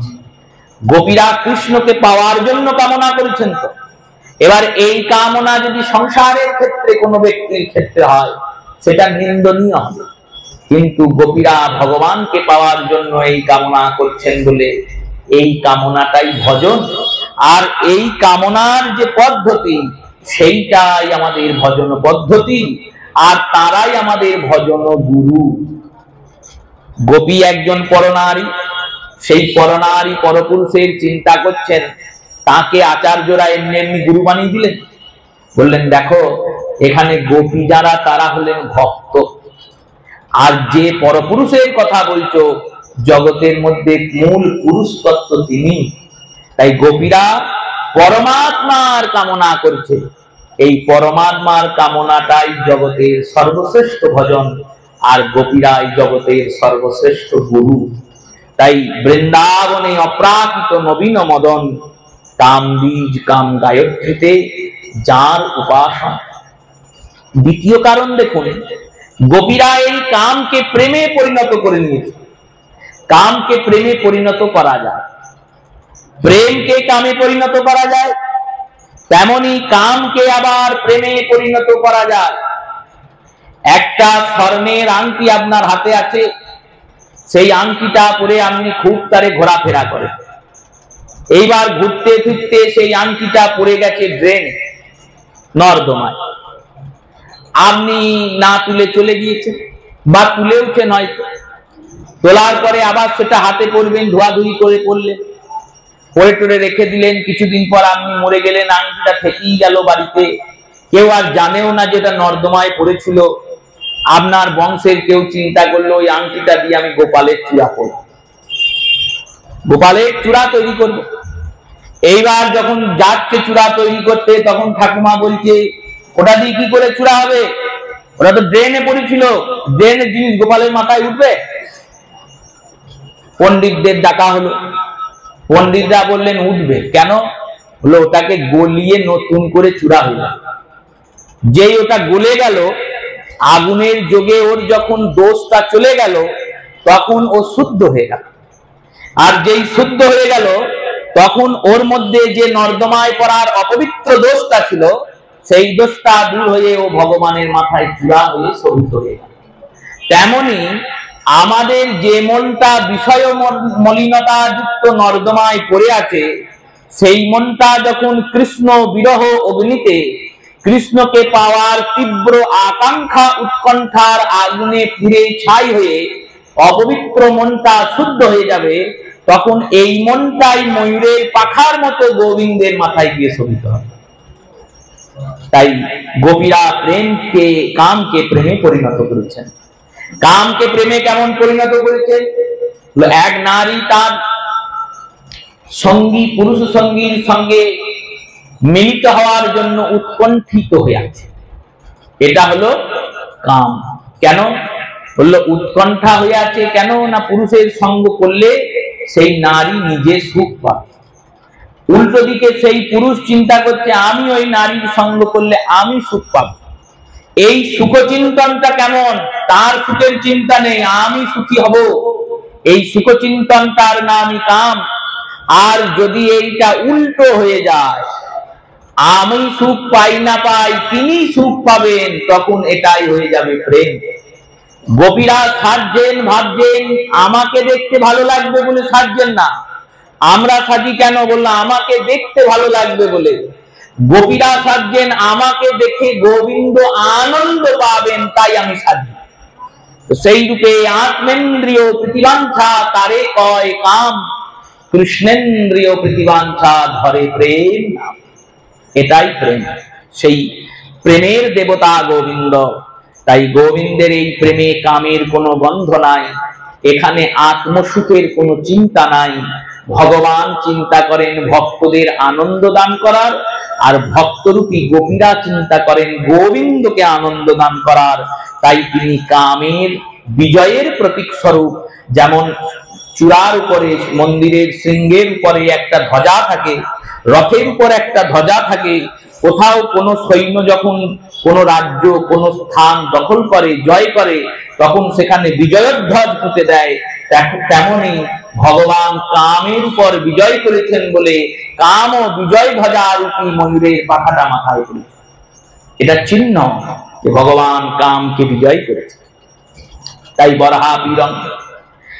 আর একজন বললেন না না, তার জন্য ধরেননি। তাহলে ভগবান যখন আসছেন গোলক থেকে, তখন প্রত্যেক দেবতারা বললেন প্রভু তুমি তো গোলক থেকে চললে, আমরা তোমার সেবা করতে চাই। এই বলে চন্দ্র আর সূর্য দুই ভাই এসে উপস্থিত হলেন। দুই ভাই যখন উপস্থিত হলেন, তখন চন্দ্রদেব বললেন আমি তোমার সেবা করতে চাই। ভগবান বললেন কি সেবা করবে? চন্দ্রদেব বললেন আমি, সূর্যদেব বললেন আমি তোমার গলার মালা হতে চাই। তাই সূর্যদেব গোবিন্দের গলার মালা হয়েছে। আর চন্দ্রদেব বললেন আমি ময়ূরের পাখা হয়ে তোমার মাথায় থাকতে চাই। তাই চন্দ্রদেব স্বয়ং ময়ূরের পাখা হয়ে গোবিন্দের মাথায় উঠেছেন। এটা তৃতীয় কারণ। চতুর্থ কারণ কি? চতুর্থ কারণ, ভগবান বাঁশি বাজাতে বাজাতে যাচ্ছেন, ময়ূর সেই বাঁশি শুনে খুব নেচেছে। বাঁশিটা যেই শুনেছে, ময়ূরের পাখাটা ময়ূর খুলেছে, ময়ূর খুলে খুব নাচ করেছে। ময়ূরের নাচ তো সবসময় হয় না, বর্ষাকালে হয়। বর্ষাকালেও সব সময় হবে না, মেঘ থাকবে, মেঘের গর্জন হবে, সেই সময় ময়ূরের নাচ। এই অসময়ে নাচ হয়েছে কেন? না গোবিন্দের বংশীধ্বনি শুনে ময়ূর নেচেছে। টিকাকার লাগিয়ে ময়ূরকে বলছেন তুমি নাচলে কেন? মেঘ তো আকাশে ওঠে নাই। ময়ূর বলছেন বৃন্দাবনের শুধু আকাশে মেঘ ওঠে না, আমাদের বৃন্দাবনে মাটিতেও মেঘ ঘুরে ঘুরে বেড়ায়। মাটিতে আবার মেঘ বেড়ায় ঘুরে? বললে হ্যাঁ, নন্দের ভবনে মা যশোদা একটা মেঘকে জন্ম দিয়েছে। মেঘ মানে জলদ, মানে যার মধ্যে জল আছে। মা যশোদা জলদ জন্ম দিয়েছেন, কিন্তু এর মধ্যে জল নাই। তাহলে ইনি হলেন রসদ। রসদ মানে এনার মধ্যে রস আছে, রস মানে আনন্দ। যেমন ওই আকাশে থাকা মেঘ, মেঘের মধ্যে জল আছে, যখন তখন মেঘ থেকে জল পৃথিবীতে পড়ে আর পৃথিবীর সবাইকে ভিজিয়ে দেয়, পৃথিবীর সর্বত্র জায়গাকে প্লাবিত করে দেয়। তেমনি এই যশোদা গর্ভ সিন্ধু থেকে যে রসদরূপী কৃষ্ণচন্দ্র উঠেছেন, সেই রসদরূপী কৃষ্ণচন্দ্রকে যদি একবার কেউ দেখে নেয়, তাহলে তার মন প্রাণ জীবন যৌবন সর্বকুল সবকিছু আনন্দে ভিজে যায়। তাই আনন্দ বর্ষাকারী এই মেঘ মা যশোদার কোলে জন্মে, সেই মেঘ মাটিতে ঘুরে বেড়ায়। এইবার তারকে দেখেছি তাই নেচেছি, বললো না তুমি তো মেঘ দেখি শুধু নাচো না, মেঘের সঙ্গে সঙ্গে বিজুরি দরকার, মানে বিদ্যুৎ দরকার। ওই দেখো বিদ্যুৎ কোথায়, না ওই যে গলায় বনমালাটা, ওইটাই বিদ্যুৎ। কালো কৃষ্ণের মাঝখানে সাদা রঙের বনমালা, তো সেই সাদা বনমালাটা হলো বিদ্যুৎ। হলো বিদ্যুতের ডাক কোথায়, বললো হাতে যে বাঁশিটা বাজছে ওটাই বিদ্যুতের ডাক। যেই বাঁশিটা বেজেছে আমি আর স্থির থাকতে পারিনি, আমি নিজেই পেখম তুলেছি আর নেচেছি। এবার নাচ হয়ে যাওয়ার পর ময়ূর ভাবছে আমি যে নাচলাম, বাঁশি বাজালো বলে তো নাচলাম, তাহলে বাঁশি বাজিয়েছি বলে যখন নেচেছি, গোবিন্দকে কিছু দেওয়া দরকার। কি দেবো, কি দেওয়া যায়, এই কি দেওয়া যায় চিন্তা করে ময়ূর তার পেখম থেকে একটা পাখা খুলেছে, আর খুলে ভগবান কৃষ্ণচন্দ্রকে দিয়েছে। ভগবান কৃষ্ণচন্দ্র ভক্তের দেওয়া ওই পাখাটা নিয়েছে, আর পাখাটা নিয়ে ভগবান কৃষ্ণচন্দ্র চিন্তা করছেন ভক্ত আমায় এই পাখাটা দিয়েছে, এটাকে আমি কোথায় রাখি। চিন্তা করলেন বুকে রাখবো, ভাবলেন বুকে তো রাখার জায়গায় নেই, কারণ সেই জায়গাগুলোতে সব রেজিস্ট্রি হয়ে আছে। ভগবান কৃষ্ণচন্দ্রের বুকে কে কে থাকে, ভগবান কৃষ্ণচন্দ্রের বক্ষের মাঝখানে কৌস্তব মণি থাকে। এই কৌস্তব মণিটা কেমন, এই কৌস্তব মণি হচ্ছে দিব্য মণি। ভগবান নারায়ণ রূপেও নারায়ণের বুকের মাঝে এই মণিটা থাকে। এই মণিটার আকৃতি কেমন, বললেন ডিম্বাকার, ডিমের মতো আকার, আর স্ফটিকের মতো বরণ, আর পীত রঙের নিজস্ব আলোয় আলোকিত। আর এই মণিটা কেমন করে থাকে ভগবান নারায়ণ বা ভগবান কৃষ্ণের বুকের মাঝে, কোনো হার নেই, কোনো লকেট নেই, অথচ মণিটা থাকছে। মণিটা দুলছে, মণিটা নড়ছে, মণিটা চড়ছে, অথচ পড়বেও না, জায়গা থেকে নড়বেও না।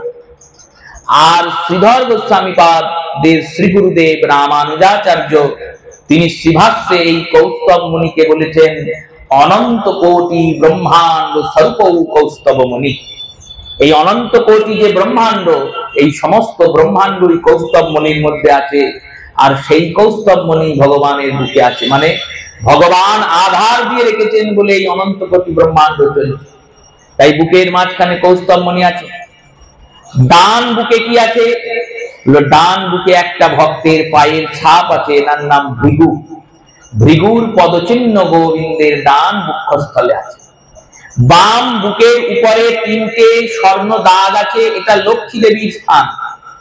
আর হৃদয়ের ভিতরে শ্রীমতী রাধা রানী আছেন। তাহলে এই গোটা জায়গাটাই তো দখল করা আছে। এবার ভগবান চিন্তা করলেন তাহলে রাখি কোথায়, ভাবলেন কানে গুঁজি। তারপর দেখলেন কানেও বোঝা যাবে না, সেখানে সখারা ফুল গুঁজে দিয়েছে, করণয় ও করণী কারণ, সেখানে রাখা যাবে না। তাহলে ভক্তের জিনিস রাখবো কোথায়, হেলা ফেলা করে রাখলে তো হবে না, ভক্ত কত কষ্ট করে আমায় দিয়েছে, ভক্তের জিনিসটা কোথায় রাখবো চিন্তা করতে করতে গোবিন্দ ভাবলেন মাথায় করে রাখি। তাই ময়ূরের দেওয়া সেই উপহারটি গোবিন্দ চিরকালের জন্য মাথায় করে রেখেছে। তাই ভগবান ময়ূরের পাখা ধারণ করে। এখানে একটা পৌরাণিক ইতিহাসও আছে, এটা পঞ্চম কারণ। চারটে কারণ হলো, পঞ্চম কারণ। পঞ্চম কারণে একটা পৌরাণিক ইতিহাস আছে। অগস্ত্য রামায়ণে শ্রীরামচন্দ্র সীতা দেবীকে অন্বেষণ করছেন। এক ময়ূর এসে বললেন প্রভু আমি জানি সীতা দেবী কোন দিকে গিয়েছে। রামচন্দ্র বললেন কোন দিকে গিয়েছেন, না আমি উঠতে উঠতে চললাম, আর আমার একটা করে পাখা আমি ফেলতে ফেলতে যাব, যেখানে অবধি আমি পৌঁছাতে পারবো সেইখানে একজন পক্ষী আছেন, তার নাম জটায়ু, তিনি খবর দিতে পারবেন সীতা দেবী কোথায় গিয়েছেন, কারণ তিনি রাবণের দ্বারা আহত হয়েছে। এই বলে ময়ূর উঠতে উঠতে যাচ্ছে, আর নিজেই একটা করে পাখা ছিঁড়তে ছিঁড়তে যাচ্ছে। এবার ছিঁড়তে ছিঁড়তে যখন জটায়ুর কাছে পৌঁছিয়েছে, তখন রামচন্দ্র গিয়ে দেখছেন ময়ূরটা পড়ে আছে আর শরীরে একটাও পাখা নাই। ময়ূরটা নিজের ঠোঁটে করে করে ময়ূরের পাখা উপড়ে ফেলে ফেলে নিজের শরীরটাকে ক্ষতবিক্ষত করে মৃত্যুর কোলে ঢলে পড়েছে। রামচন্দ্রের অশেষ করুণা হলো, তিনি কোলে করলেন ময়ূরকে। ময়ূরকে কোলে করে বললেন, দেখো তুমি সীতা অন্বেষণের জন্য নিজের জীবন ত্যাগ করলে, তাই আজ থেকে আমি তোমায় কথা দিলাম, যখন দাপর আসবে তখন আমি তোমার এই অবদান স্বরূপ, কৃতজ্ঞতা স্বরূপ তোমার এই একটা পাখা মাথায় ধারণ করব। এটা পঞ্চম কারণ। ষষ্ঠ কারণ কি? বললেন ষষ্ঠ কারণ হচ্ছে এটাই, ময়ূর একদিন যাচ্ছে গোবিন্দের কাছ দিয়ে। ময়ূর ভাবছে সবাই ভগবানকে কিছু না কিছু দেয়, আমারও উচিত কিছু দেওয়ার। এই চিন্তা করে সে ভাবছে কি দিই। চিন্তা করলেন আমার সব থেকে সুন্দর জিনিস হচ্ছে পাখা। এবার ওই পাখাটা নিয়ে গিয়ে গোবিন্দকে দিয়েছে। গোবিন্দকে দেওয়ার পরে ময়ূর চলে এসেছে। আর একজন ময়ূর বলছে, তোর কি কোনো কাজ নেই কেন? বললো, দিতে হলে ভালো জিনিস দিতে হয়। বলে, আমি তো ভালো জিনিসই দিয়েছি। আমার শরীরের সব থেকে সুন্দর জিনিস যেটা, যেটা আমার শোভা বর্ধন করে, সেই শোভা বর্ধনকারী পুচ্ছ থেকে একটা পালক খুলে আমি গোবিন্দকে দিয়েছি। এই খারাপ জিনিস? সব থেকে ভালো জিনিস। বললো, হ্যাঁ ভালো জিনিস ঠিকই, কিন্তু ওর অবস্থানটা কোথায় সেইটা চিন্তা করেছিস? বললো, কোথায় অবস্থান? না পুচ্ছের কাছে, লেজের কাছে। ওই পুচ্ছের মধ্যে থেকে ওই ময়ূরের পাখাটা, তোর পাখাটা দিনরাত ধুলোয় গড়াগড়ি খায়। যখন ময়ূর হাঁটে তখন পাখা ধুলোয় গড়াগড়ি খায়। যখন তুই মল ত্যাগ করিস তখন ওই মল ওই পাখায় লেগেই পড়ে। সেই রকম একটা নোংরা জিনিস, একটা দূষিত জিনিস, সেটাকেও গোবিন্দকে দেয়। গোবিন্দ শুনছিলেন। গোবিন্দ দুজনাকে ডাকলেন, ডেকে বললেন, শোনো। দুই ময়ূর কি ডেকেছে, ডেকে বললেন, শোনো, যেমন ময়ূরের পাখাটা ধুলোতে গড়াগড়ি খাচ্ছে, মল ত্যাগের সময় ওই ময়ূরের পাখার গায়ে মল লাগছে, তেমনি আমার ভক্তের মনটা মলিন সংসারে নিমজ্জিত হয়ে আছে। এই মলিন সংসারে নিমজ্জিত মনটাই তো আমার চরণে দিতে বলেছি। কারণ মন তো আর বাজারে কিনতে পাওয়া যায় না, যে বললাম এটা সংসার চিন্তা করি এই মন দিয়ে, এই মনটা সংসার চিন্তাই করুক, আমি বাজারে গিয়ে আর একটা মন কিনে আনি, সেই মনটা কৃষ্ণ চিন্তা করি। তা কি সম্ভব? সম্ভব নয়। যে মন দিয়ে আমরা সংসার চিন্তা করি, যেমন এক ব্যক্তি একটা পচা ফল নিয়ে গিয়ে গোবিন্দের সামনে দিয়েছেন, গোবিন্দের সেবক যদি সেই পচা ফলটা দেখে, সেটা কি গোবিন্দ সেবায় দেবে? ছুঁড়ে ফেলে দেবে। বলো, সেটা না হয় ছুঁড়ে ফেলে দিলে, কিন্তু এই পচা দেহটা যখন গোবিন্দের সেবায় দিচ্ছ, সেটাকে কি করে ছুঁড়ে ফেলে দেবে? মানুষ তো যখন দেহটা সতেজ থাকছে তখন আর গোবিন্দের সেবায় দেহটাকে দিচ্ছে না। যখন মনটা শুদ্ধ থাকছে, নির্মল থাকছে, সেই শৈশবকাল, কৈশোরকাল, যৌবনকাল, এই সময়ে মনটাকে গোবিন্দ সেবায় দিচ্ছে না। যখন বৃদ্ধ হয়ে যাচ্ছে, সংসার আর তাকে চাইছে না, যখন তার আর কোনো কাজ নাই, তার আর কোনো মূল্য নাই, সেই রকম সময়ে সে কৃষ্ণ সেবায় এই দেহটাকে, মনটাকে দিচ্ছে।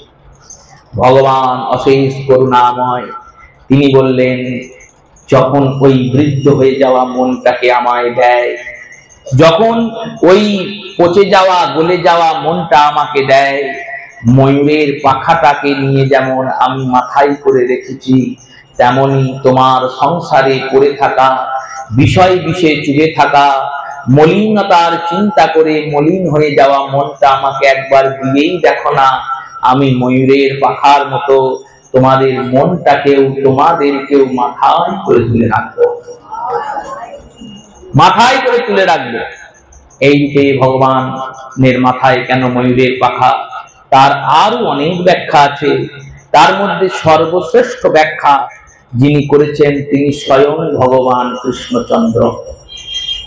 ভগবান কৃষ্ণচন্দ্র স্বয়ং বললেন, চেষ্টা বললেন, তোমরা তো সব বলে নিলে, এই কারণে ময়ূরের পাখা গোবিন্দের মাথায়, ওই কারণে গোবিন্দের মাথায় ময়ূরের পাখা, সব বলা হলো। সবার বলাটাই ঠিক, কারুর বলাটা ভুল নয়। সবাই নিজের নিজের দৃষ্টি দিয়ে দেখেছে, দেখে বলে দিয়েছে। নিজের নিজের জ্ঞান অনুযায়ী তারা বলেছেন, নিজের নিজের ভক্তি অনুযায়ী বলেছেন, প্রেম অনুযায়ী বলেছেন। এবার আমি বলছি, আমি কেন ময়ূরের পাখাটা মাথায় কেন নিয়েছেন প্রভু? বললেন, আজকে যেমন রাধারানী আমাকে দেখেছেন লুকিয়ে, এটাকে বলা হয় রাধার পূর্ব রাগ, তেমনি এই রাধারানীকে এর আগে আমি প্রথম লুকিয়ে দেখেছি। কবে লুকিয়ে দেখেছো? না, বর্ষানার কাছে কদমের ডালের উপর বসে আমি মনের আনন্দে বাঁশি বাজাচ্ছিলাম।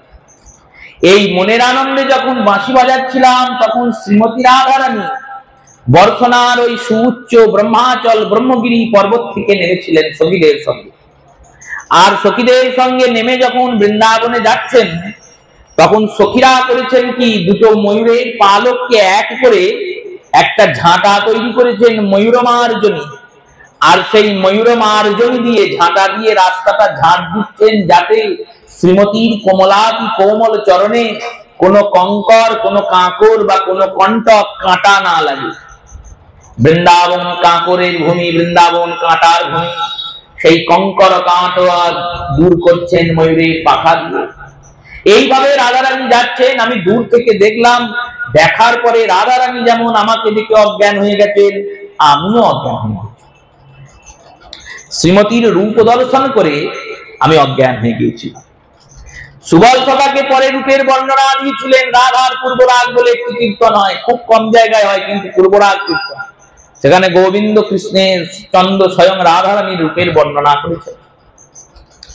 গোবিন্দ সুবলকে বলছেন, সুবল, যাকে দেখলাম তাকে কি করে পাওয়া যায়? সুবল বললেন, কোথায় দেখলে? চলো খুঁজি।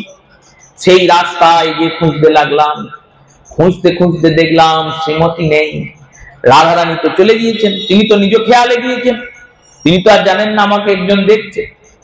যেমন ভগবান জানেন না আজকে রাধারানী দেখেছেন, তেমনি রাধারানীকে গোবিন্দ দেখেছেন, সেদিন রাধারানীও জানেন না। তাই সেদিনকে গিয়ে খোঁজাখুঁজি করে সর্বশেষে এই ময়ূরের পাখাটা পেলাম। এই ময়ূরের পাখাটাকে তুললাম, তুলে বললাম, হে ময়ূরপুচ্ছ, হে ময়ূরের পাখা, তোমার অনেক ভাগ্য। কেন না, তুমি রাধারানীর চরণ ধুলাতে গড়াগড়ি খেয়েছ, রাধারানীর চরণ ধুলাতে ধুলাভিষিক্ত হয়েছ। আর যে রাধারানীর চরণের ধুলা মেখেছে, সে কৃষ্ণচন্দ্রের হয়ে গেছে। শ্রী রাধিকার চরণ রেণু ভূষণ করিয়া তনু, অনায়াসে পাবে গিরিধারী। যে রাধার নাম লয়, সেই হয় মহাশয়, তারে মুই যাই বলিহারি। সেই মতো রাধারানীর চরণ ধুলা তোমাতে মিশেছে। তোমার প্রত্যেক রোমে রোমে কূপে কূপে এই রাধা চরণ ধুলা স্পর্শ হয়েছে। তাই রাধা চরণ ধুলা ধুলিসিক্ত ময়ূরের পাখাটাকে আমি মাথায় করে রেখেছি, যাতে জগৎ বুঝতে পারে যিনি জগতের অধিপতি, যিনি অনন্ত কোটি জগতের এক ও একমাত্র মালিক, তিনি শ্রীমতী রাধারানীর দাস। দাস তার স্বামিনীর পদচরণ ধুলো রচিত। যেমন গুরুদেবের চরণ পাদুকা আমরা কোথায় রাখি? মাথায়। গুরুদেবের ব্যবহৃত পুষ্পমালা যদি কোনো শিষ্যকে দেওয়া হয়, কোথায় ধারণ করে? মাথায় ধারণ করে। তেমনি ইনি তো আমার স্বামিনী, মানে মালকিন, আর আমি এনার দাস। তাই স্বামিনীর চরণ ধুলা দূষিত ময়ূরের পাখাটাকে আমি মাথায় ধারণ করে জগৎকে বলছি, দেখো জগৎ, মই পিতবাস শ্রী রাধার দাস, ইহাতে সন্দেহ যাহার, কোটি জন্ম যদি ভজে তথাপি না পায় মোর চরণের পাশ। এই বলেছেন সুখ আর সারি কথার তত্ত্বটা জানে। সুখ গিয়ে বৃন্দাবনে চিৎকার করে করে বলছেন, সুখ বলে আমার কৃষ্ণের মাথায় ময়ূর পাখা। দেখো, আমার কৃষ্ণ যেতে লোক নয়, মাথায় ময়ূরের পাখা ধরেছে, মানে কৃষ্ণের কোনো কাম নাই, তিনি নিষ্কাম। ময়ূরের পাখা ধরাটা অত সোজা জিনিস নয়। ময়ূরের পাখা ধরে তিনি বোঝাচ্ছেন তার কোথাও কামনা নাই, কোনো জায়গায় কৃষ্ণ আসক্ত নয়। আর তার প্রমাণও অনেক জায়গায় আছে। কোন পিতা তার পুত্রকে বধ করতে পারবে? কেউ পারবে না। ভগবান কৃষ্ণ করেছেন। যখন যদুবংশ ধ্বংস হচ্ছে, তখন ভগবান কৃষ্ণচন্দ্র আর বলরাম নিজেরা 56 কোটি যদুবংশ, যারা ভগবানেরই পুত্র, পৌত্র, প্রপৌত্র, ছেলে, নাতি, পণ্যাতি, সবাইকে গোবিন্দ নিজের হাতে বধ করেছেন। কেন? বলেন এরা পৃথিবীর ভার হয়ে গেছে, অধার্মিক হয়ে গেছে, পাপী হয়ে গেছে। যেমন কৌরবরা পাপী হয়েছিল বলে আমি পাণ্ডবদের দিয়ে কৌরবদের বধ করেছি, সেখানে যেমন বিচারটা ছিল, তেমন এরা পাপী হয়েছে, এদের ক্ষেত্রেও বিচারটা একই থাকবে। ভগবানের কোথাও আসক্তি নেই বলেই তো এ কাজ করতে পেরেছেন। তাই ময়ূরের পাখা ধরেছেন, সব জায়গায় জানিয়ে দিচ্ছেন ভগবান কৃষ্ণ কোথাও আসক্ত নয়, ভগবানের কোথাও আসক্তি নাই। সুখ চিৎকার করে করে গিয়ে বৃন্দাবনে সবার কাছে গিয়ে গিয়ে বলছে, সুখ বলে আমার কৃষ্ণের মাথায় ময়ূর পাখা। এবার বলছে শাড়ি বলে একটা পাখি আছে, ময়না পাখি, সে রাধারানী অতি প্রিয়। সে গিয়ে বলছে শাড়ি বলে তাহাতে রাধার নাম লেখা, ওই যে জায়গা লেখা। ভগবানের কোথাও আসক্তি নাই, কিন্তু রাধার প্রতি আসক্তি। আমা হইতে আনন্দিত হয় ত্রিভুবন। মহাপ্রভু বলছেন রামানন্দ রায়কে কৃষ্ণ স্বরূপে, বলছেন শোনো, আমা হইতে আনন্দিত হয় ত্রিভুবন, আমাকে আনন্দ দেবেন এমন কোন জন? আমি জগৎকে আনন্দ দান করি, কারণ আমি সচ্চিদানন্দ। আমি সবাইকে আনন্দ দিই, আমাকে কে আনন্দ দেবে? আমা হইতে গুণে বড় জগতে নাহি জানি, আমার থেকে বড় কেউ নেই। গীতাতেও এই কথাই বলেছেন অর্জুনকে, আমার উপর কেউ নেই অর্জুন, সবার উপরে আমি আছি, আমার উপর কেউ নেই। ঈশ্বর পরম কৃষ্ণ সচ্চিদানন্দ বিগ্রহম অনাদিরাদি গোবিন্দ সর্বকারণ কারণম। সেই সমস্ত কারণের কারণ সচ্চিদানন্দ কন্দ বালকন্দ গোবিন্দ আমি, আমার উপর কেউ নেই। আমা হইতে গুণে বড় জগতে নাহি জানি। আর বলছেন তাকে, রামানন্দ রায়কে বলছেন, ইনি কে? ইনি পূর্বাবতারে বিশাখা সচিব। ইনি তাকাচ্ছেন মহাপ্রভুর দিকে দিয়ে বলছেন, দেখো ঠিকঠাক করে বলো, যদি ঠিকঠাক না বলো না, তাহলে কিন্তু আমি হাতে হাড়ি ভাঙবো। তোমার থেকে বড় কেউ আছে কি নেই আমি জানি। তখন মহাপ্রভু বলছেন, আমা হইতে জগতে বড় এহ নাহি জানি, আমা হইতে বড় হন শ্রী রাধা ঠাকুরানী। এই মহাপ্রভুর সিদ্ধান্ত। ভগবান বলে দিলেন যে একমাত্র রাধারানী আমার থেকে বড়। তাই রাধারানীর নামাঙ্কিত প্রেমাঙ্কিত ময়ূরের পাখা গোবিন্দ মাথায় ধারণ করেছেন। এই শ্লোকের প্রথম অংশ বরাহা পীড়ন। এবার নটবর বপুং আদি যে আস্বাদন, গোবিন্দের কৃপা হলে আমরা আগামী দিন করব। শ্রী গুরু প্রেমানন্দ সীতানাথ হৃদয় নমামি সচ্চিদানন্দ শ্রীকৃষ্ণ স্বরূপ, শ্রী গোকুলে বিরাজিত রসময় ভূপ। নমামি সচ্চিদানন্দ শ্রীকৃষ্ণ স্বরূপ, শ্রী গোকুলে বিরাজিত রসময় ভূপ। ননি হরি মাতৃভয়ে পলায়ন লীলা, শ্রবণে কুণ্ডল দোলে গলে বনমালা।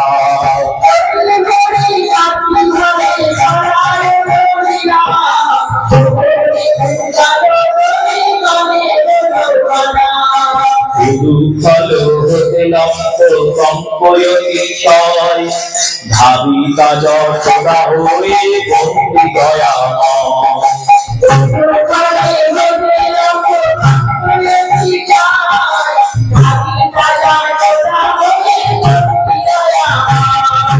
জয় হরি রাম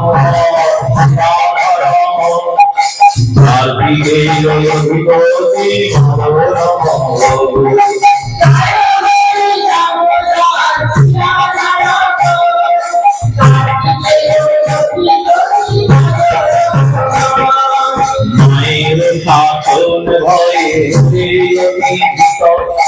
তুই হাতে আঁকি মতি সঙ্গে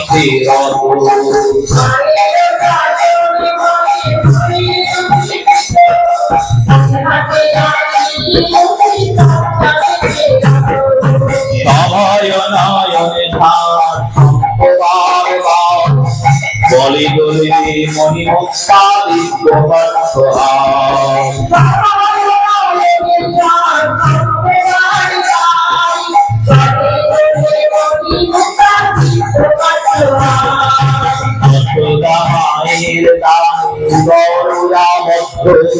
বকুলে গোলক মোতি ভক্তি ভাবে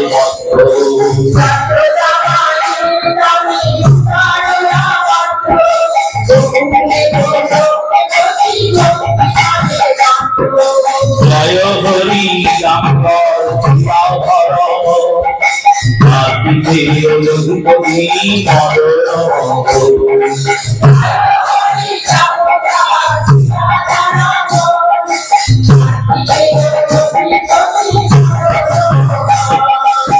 মধুর বাল্যলীলা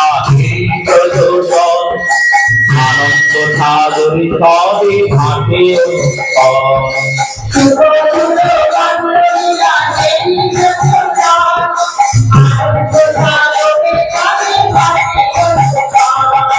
মাধুর্য প্রধান ভক্তি ভক্তির মহত্ব ঐশ্বর্য প্রধান ভক্তি জানাতে তত্ত্ব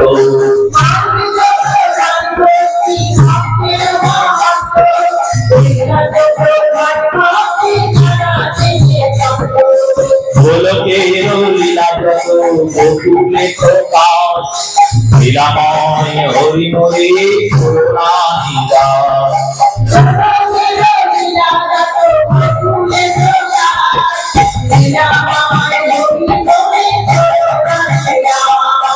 জয় হরি রাম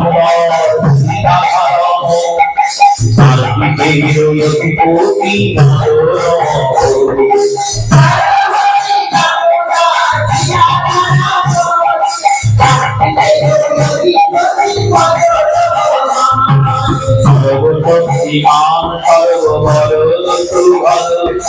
ভগত বৎসল কৃষ্ণ ভক্তের সম্পদ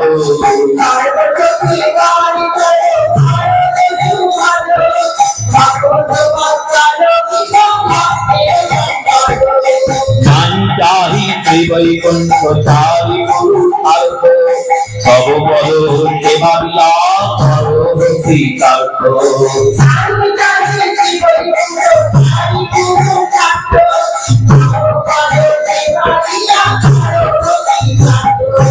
শ্রীবাল গোপাল মূর্তি জাগে মোর হৃদে সদাই প্রার্থনা মোর তোমার শ্রীপদে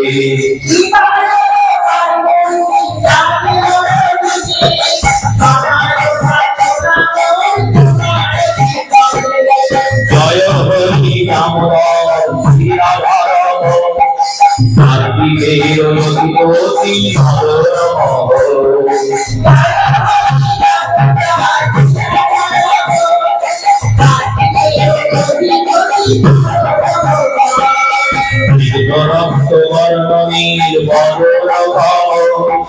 মাধুর্য লাবণ্যময়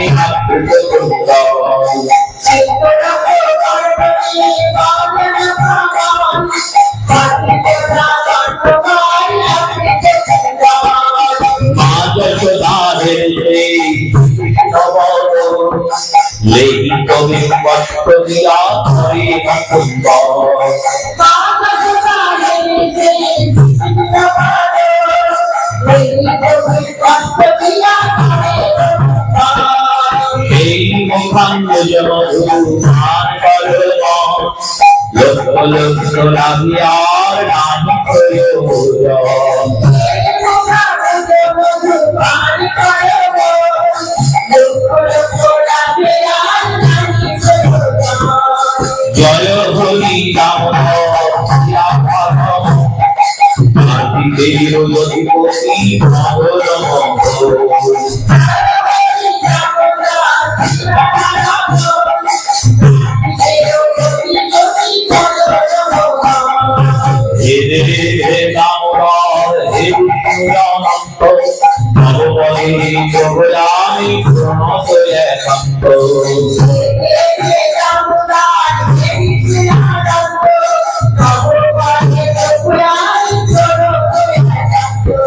তব সেবাহীন দুঃখ সাগরে মগ্ন নিজ গুণে মম প্রতি হও হে প্রসন্ন।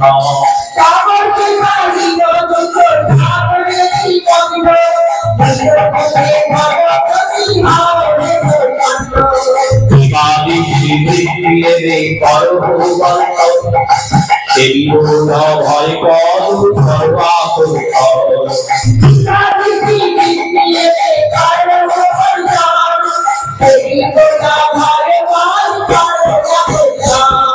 জয় হরি রাম কার্তিকের অধিপতি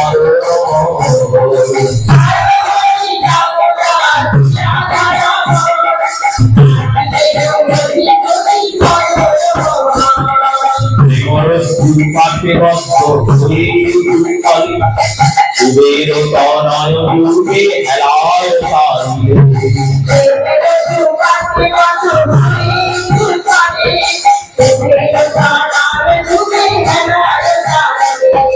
সেই রূপময় ভক্তি করলা নাহি চাহি বুদ্ধি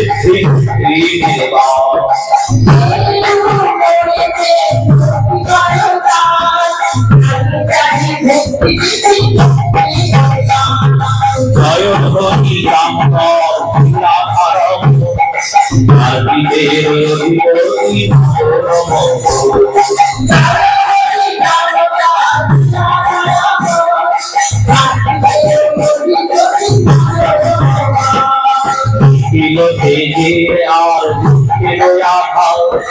তোমার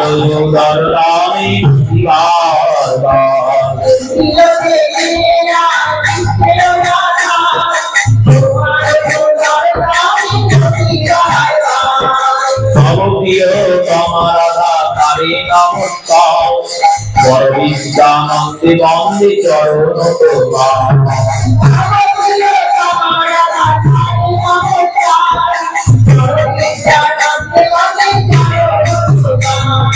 জয় হরি রাম কার্তিকের অধিপতি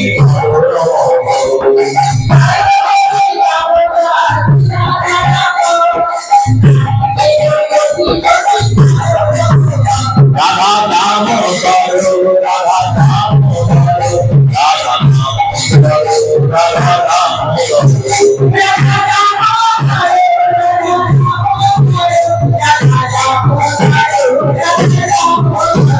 রাধা নাম করো রাধা নাম রাধা নাম করো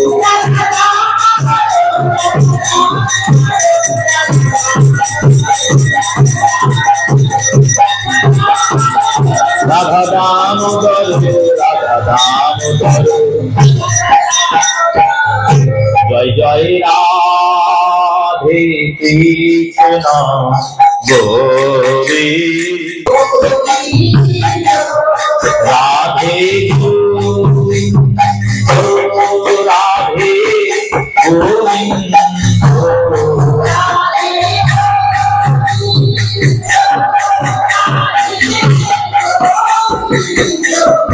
জয় জয় রাধে কৃষ্ণ গোবিন্দ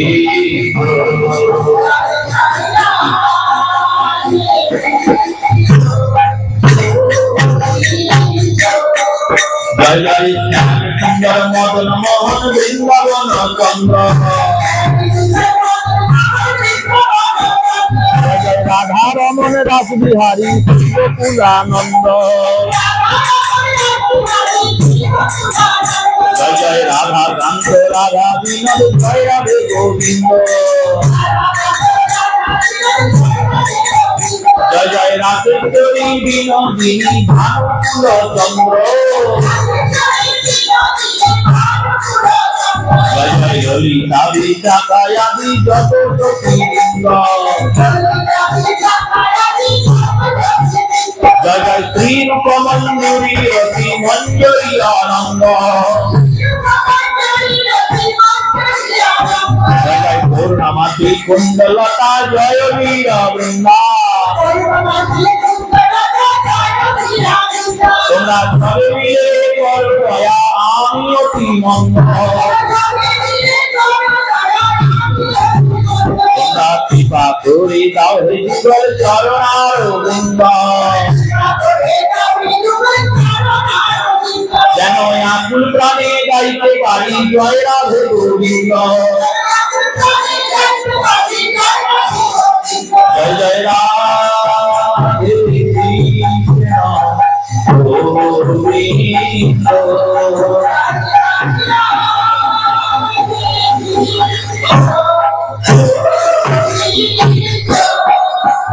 জয় রাধা দামোদর জয় রাধা দামোদর দয়া করো হে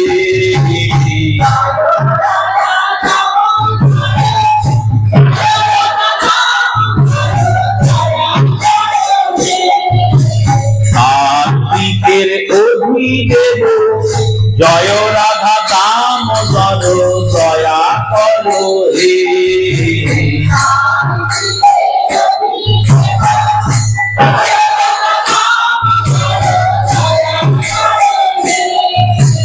মা যশোদার নীলমণি জয় রাধা দামোদর দয়া করো হে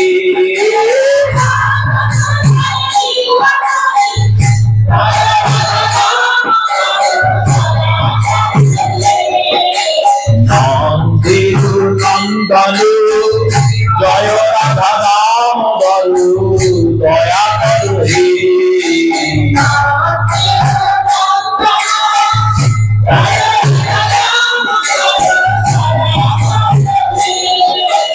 অভিভান্ড ধন জল জয় রাধা দামোদর দয়া করো হে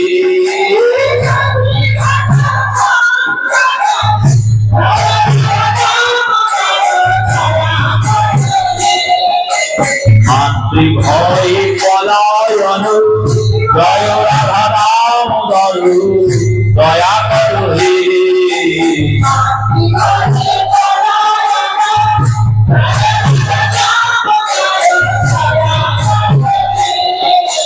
দুদফলে বন্ধন জয় রাধা দামোদর দয়া করো হে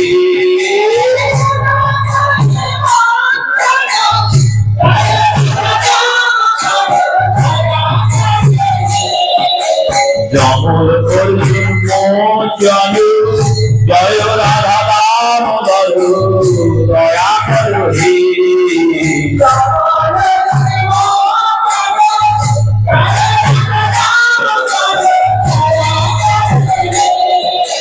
কালিয়ে গমন জয় রাধা দামোদর দয়া করো হে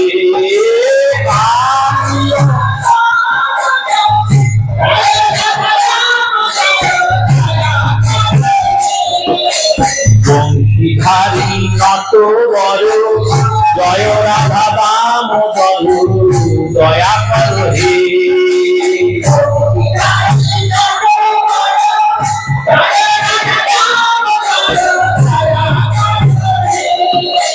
শ্রীজীবের প্রাণ ধন জয় রাধা দামোদর দয়া করো হে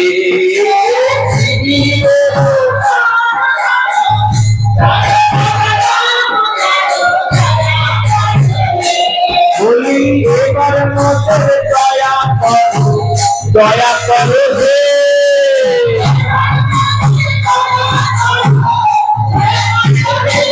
আমরা ওই চরণে নিলাম দয়া করো হে আমরা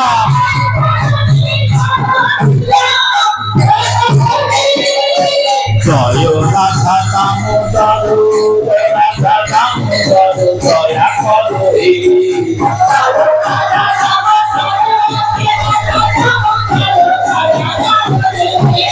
জয় রাধা দামোদর জয় রাধা দামোদর দয়া করো হে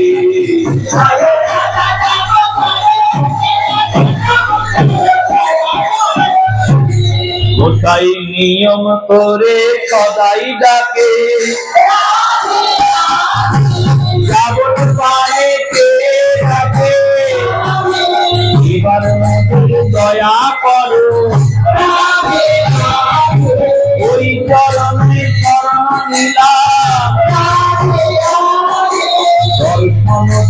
প্রাণ রাখো। জয় রাধে জয় রাধে জয় রাধে জয় রাধে।